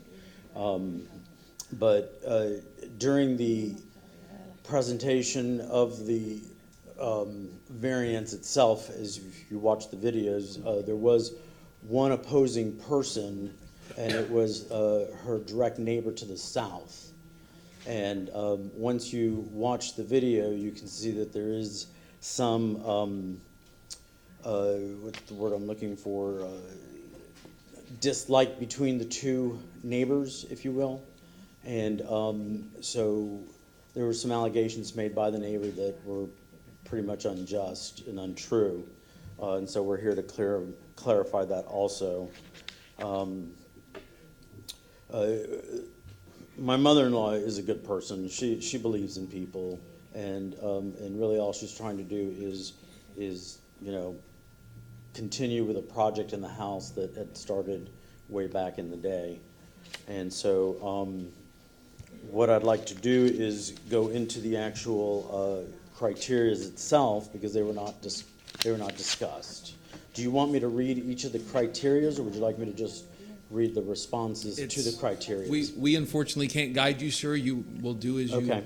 Well, so prefer. in the interest of full disclosure, the first criteria says that the alleged hardships or practical difficulties are unique and singular with respect to the property or with respect to a structure or building thereon, and are not those suffered in common with other properties, structures, or buildings similarly located. Okay, and so the responses to this is that each property, as everybody knows, is unique. And so, therefore, they're all slightly different from any other property. The uniqueness of this property makes this variance you know, singular in relation to the requests of the variance. Okay, this property was enclosed, I'm sorry, the property enclosed the carport, which if I could put the pictures, could I borrow the picture where it shows the side? I apologize. But the home originally had, yes, over where that, in front of this Honda, where that little air conditioner sits, that used to be a carport. That was closed in back, it looks like 92 or earlier. That was permitted, that was all done the way it should have been done. And so at that time, there was the additional concrete that was all poured to the side. And so all the proper permits were made at that point. At the same time as the carport that was enclosed, the concrete, as I indicated, was already there. So all of the baseline for it was already there at the time. Okay, so for all those years, there was the unused concrete, and it really had no purpose or anything. So in trying to get the best use of the property, about 4 years ago, the homeowners had a little bit of extra money, and they decided to put in the roof and the posts. And the actual patio had screens on it and had screen doors in the front, and there was a screen door in the back. So there was never any issue of any kind of encroachment or anything to any other property, especially the property in the south that was a question, and where the variance is being requested to. So there was always easy access to the front, back parts of the yard, so there was never any issues there. The homeowner, or my mother-in-law, had the porch built. It made sense to them. So part of the issues that were asked of them was, well, couldn't you have built this in the backyard? You know, did you have to do it on the side? You know, and part of the answer is, you know, given the state of facts and the concrete was already there, it just made more sense to do it here. Okay, and financially, it was more effective to do it here. And so the homeowner, or my mother-in-law, I should say, probably one of the things that wasn't addressed or so was that how the sun rises and sets. The sun would set in their backyard, so that would increase the heat and all that for a porch to be built in the backyard. So where it sits now, it faces south, so really the porch would be usable either morning, afternoon, or afternoon, evening, anytime without having to experience, that additional heat.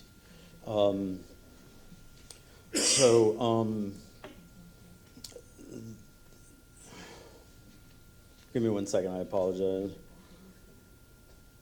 My mother-in-law, in the hearing was able to say that the purposes that they had it was so that they could have barbecues, and I would add that, any kind of family gatherings that they wanted or whatever could be done in an enclosed area.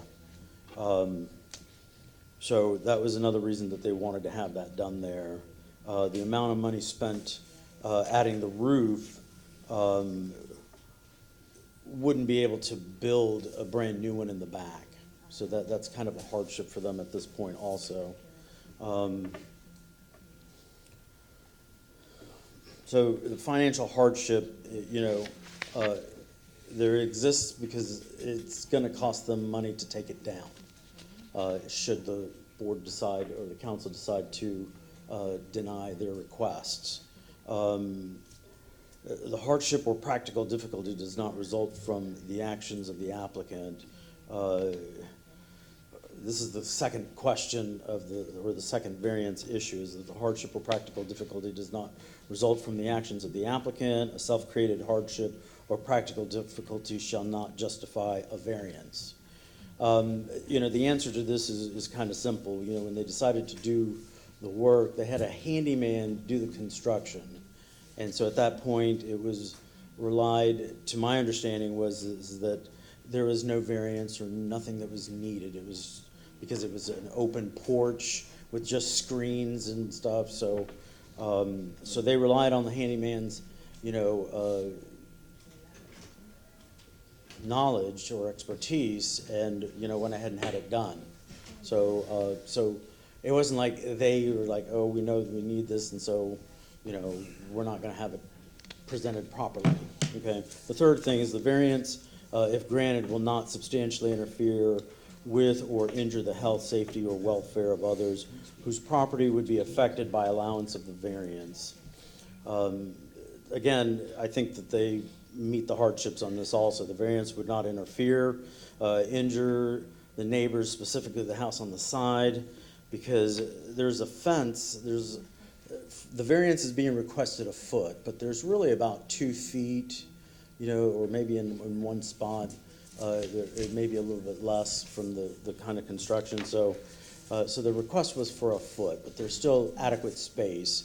And then from that space, there's a chain link fence, and then from there's a 7-foot supposed variance to the next property. Okay, so it really wouldn't create any additional hardship on any of the neighbors.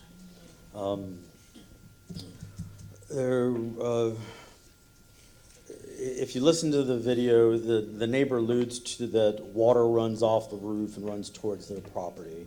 The water would have really would have to run past my mother-in-law's property first to get to their property, and the structure had been up there for easily at least 4 years, and there has been no complaints. There's been nothing stated as to that there would be any issues there.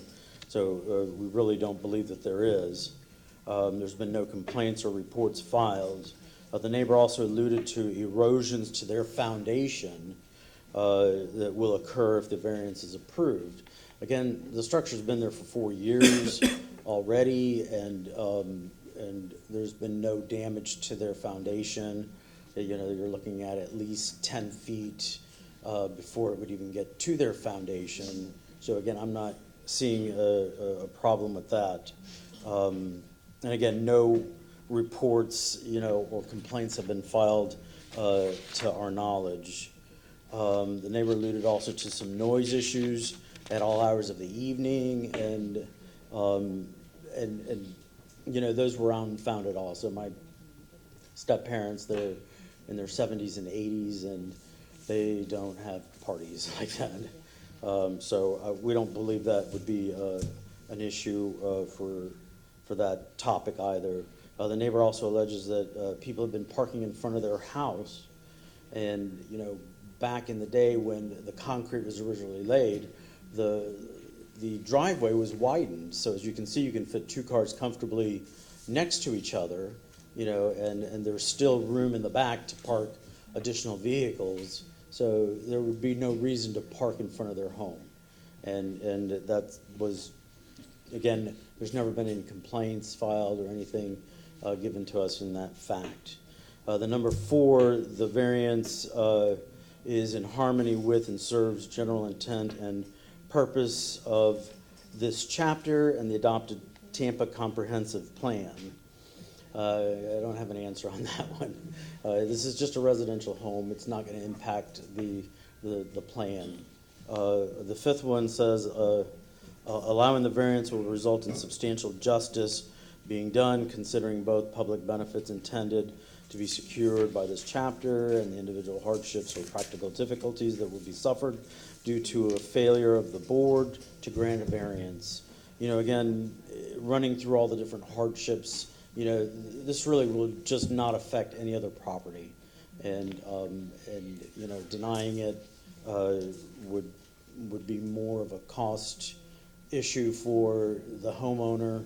My in-laws that, you know, are on fixed incomes. So I'll open up to any questions. I've addressed Thank you, sir. Councilman Maniscalco, then Councilman Goods. So I don't think this is a unique situation. As Councilman Miranda has mentioned, there are so many of these in the city of Tampa, so many in the district I represent and beyond, that this is not unique. I think, you know, a lot of your time has been wasted because this is, it's not hurting any neighbors. You mentioned no loud music. Okay, sir. Before you make any statements regarding, Go to public comment first. go to public comment and hear all the evidence before you. Okay, let's go ahead. Then from what you've said, you know, there's no parties or music. You know, they're elderly individuals. You know, this is a carport. You brought up a good point with how the sun rises and sets. You know, where else would you put it? Where would be a better place to put it? If you can, I'm going to interrupt one more time, sir. Okay, we'll go to public comment. Before you weigh your Let's evidence. just, anybody here for public comment on this item? Okay, we do. So let's, before we speak, let's go ahead and hear these two individuals. And let me, before these two ladies come up, item 63, we are not going to be able to hear that until after 1:30. Until after 1:30. I'm very sorry. Our agenda is very packed. My sincere apologies to everybody for 63. Can I say something? Tell you what, I'll talk to you outside. Okay. Outside, if you don't mind. All right, ma'am, you may speak if you can state your name. Yes, my name's Catherine Jones, and I live in the house south of the Portos. As far as them building on, they closed in their carport area where that window was and made an apartment. And they're renting that out to different people all the time. The people that live there and when they're renting, it's the problem. They make noise all night long, not just evening parties or something. They're doing it all night long. Somebody will come and knock on that side door. You know, my bedroom's right there in the front, so naturally this wakes me up. And that their roof that they put on, they put it a foot away from my fence, but they were tying things to my fence to hold their roofs, their side on their carports up. Their wall-like, wooden wall and screen, they were tying and joining it on my fence and causing my fence to sag. And if they're going to have barbecues out there on that patio, that's just wood. What's gonna happen about fires? I mean, my house is close enough that a spark or whatever they're doing, if theirs catches on fire, mine's probably gonna catch on fire too. Do I need to stay there and watch it all the time to make sure that, this doesn't happen, or how am I gonna deal with that? I don't know. This is, there, and as far as the sun setting, the sun doesn't set on the south and the north. It sets on the east and the west. It comes up in the back of the houses, goes down in the front of the houses. So you're gonna have your heat from the sun going down in the front of the house, where the close-in is. I don't know. I don't know how I'm gonna, let me see.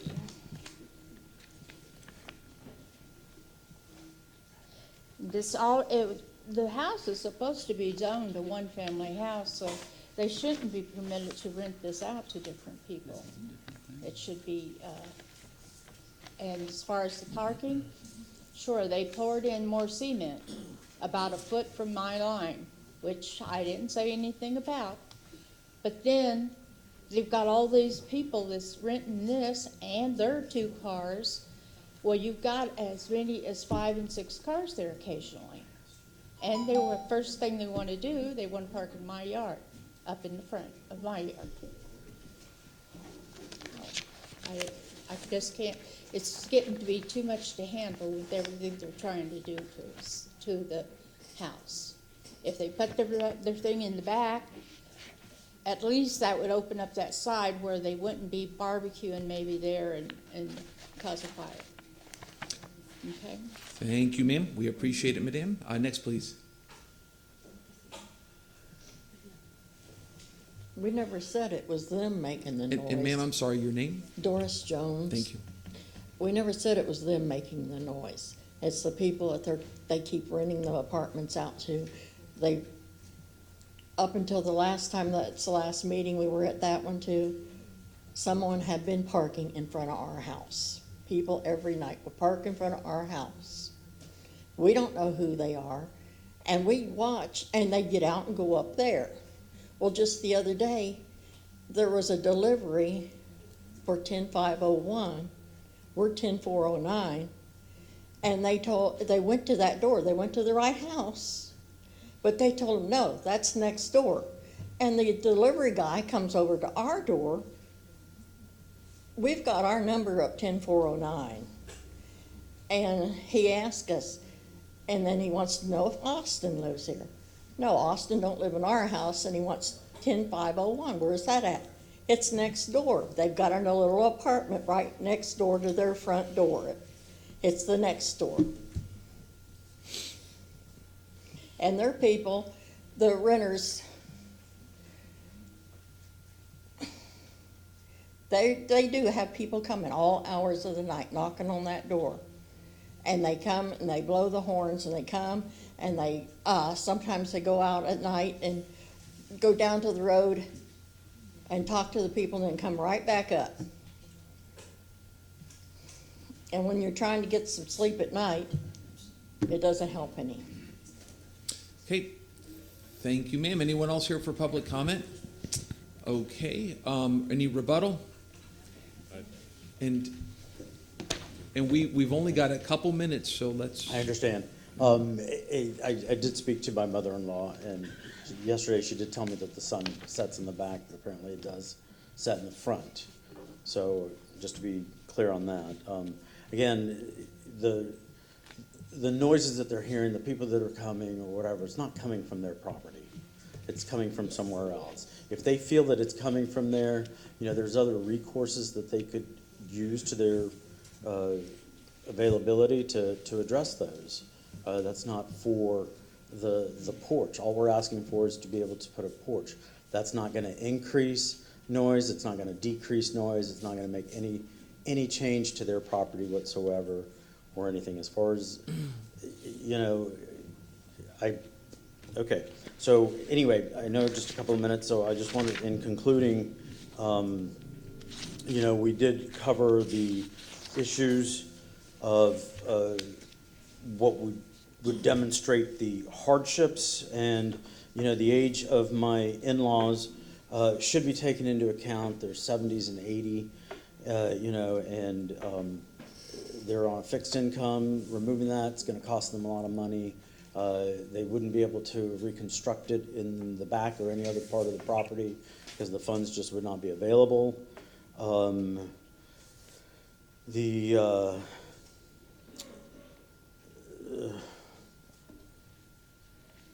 At this point, if they were to reconstruct anywhere else, they would have to start from clearing grounds, putting slabs, and then building on top, putting roofs, then putting some kind of exterior walls. And this has already been designed so where it can just be screened in. So really all we're asking is for the approval to be able to keep where it is. And again, we feel for the neighbors, if they feel that strongly, the feud, if you watch the tape, you'll hear that, they have issues in taking care of things on their yard, my mother-in-law and stuff doesn't agree with stuff. I don't really want to get into the issues themselves. I'm just trying to address the issues of what the law is requiring for an approval of this type. And I think that we've met all the different variance hardships to approve, and we would urge that you approve it. Thank you, sir, very much. Thank you. Appreciate the Any time. questions from council? Mr. And if I may, Councilman Goods, really quick, because we've only got a couple minutes. That's what I was going to say. Thank you, sir. In reference to the time, we're already over already. I know. So I think we may have to continue this because we're already over right Now, now. the problem is when we come back at 1:30, we're going to have our 1:30 Board of County Commissioners meeting. And then we have our 63. Can we decide this in the next 3 minutes? Council, I have to say to you, frankly, under time pressure, you may not get the competent substantial evidence to the degree that you need. If somebody does challenge this and on that basis. Then understood. Then let's do this. I know some of us need to leave. Can we return here at 1:15? That's fine. Is that? Either go all the way to Yeah, North 1:30. Is what it is. Can 4 of us come back here at 1:15? Yes, I'll be I can be here, but it can't be at that hour. Okay. And where's Councilman Dingfelder? He'll be back. He said he'll be back for the afternoon. Can he be session. back at 1:15? He said he'll be back at 1:30. So when he left, so I'll be back in the afternoon. If I may, Mr. Chairman, you've heard all the evidence in this case. You've heard the rebuttal, you've heard the testimony of the public. I would ask respectfully that you address this item and determine whether or not they have met the hardship criteria in Chapter 27. Councilman Goods, tell you what, how about you do your questions? Can you do that? It's going to take more than a minute or so. I don't want to keep it long because I've got some questions, and I want to hear from the mother and make sure she's been sworn in because I've got some questions that I don't think that the son has been answering. I went listening to the neighbors who came up with their style of story. Then what we're going to have to do is come back here at 1:15 p.m. And have 4 members and try our best. Legally, can we do this with 4 members? Unless they request a continuance as a matter of right. Okay. Yeah, I mean, that's... Mr. Chairman, I always respect your leadership. Oh, yes, sir. And I over at 1:15. And I respect the fact that Councilman Goods has more questions. I don't want to, I never like to cut council members short on substance. So what we're going to have to do is let's come back here at 1:20 sharp. And I know some of us can't make it. I totally appreciate that. This is unforeseeable so that we can meet the 1:30. Now, the problem is we're going to have a problem with our 63. But hopefully we can get them both in those 15 or so minutes. We'll try our hardest. And ma'am, what time? And I'll talk to you outside. So we are adjourned until 1:20. Now, please, council members, let's be back here promptly, the 4 of us at 1:20 so we can get this thing done. Thank you.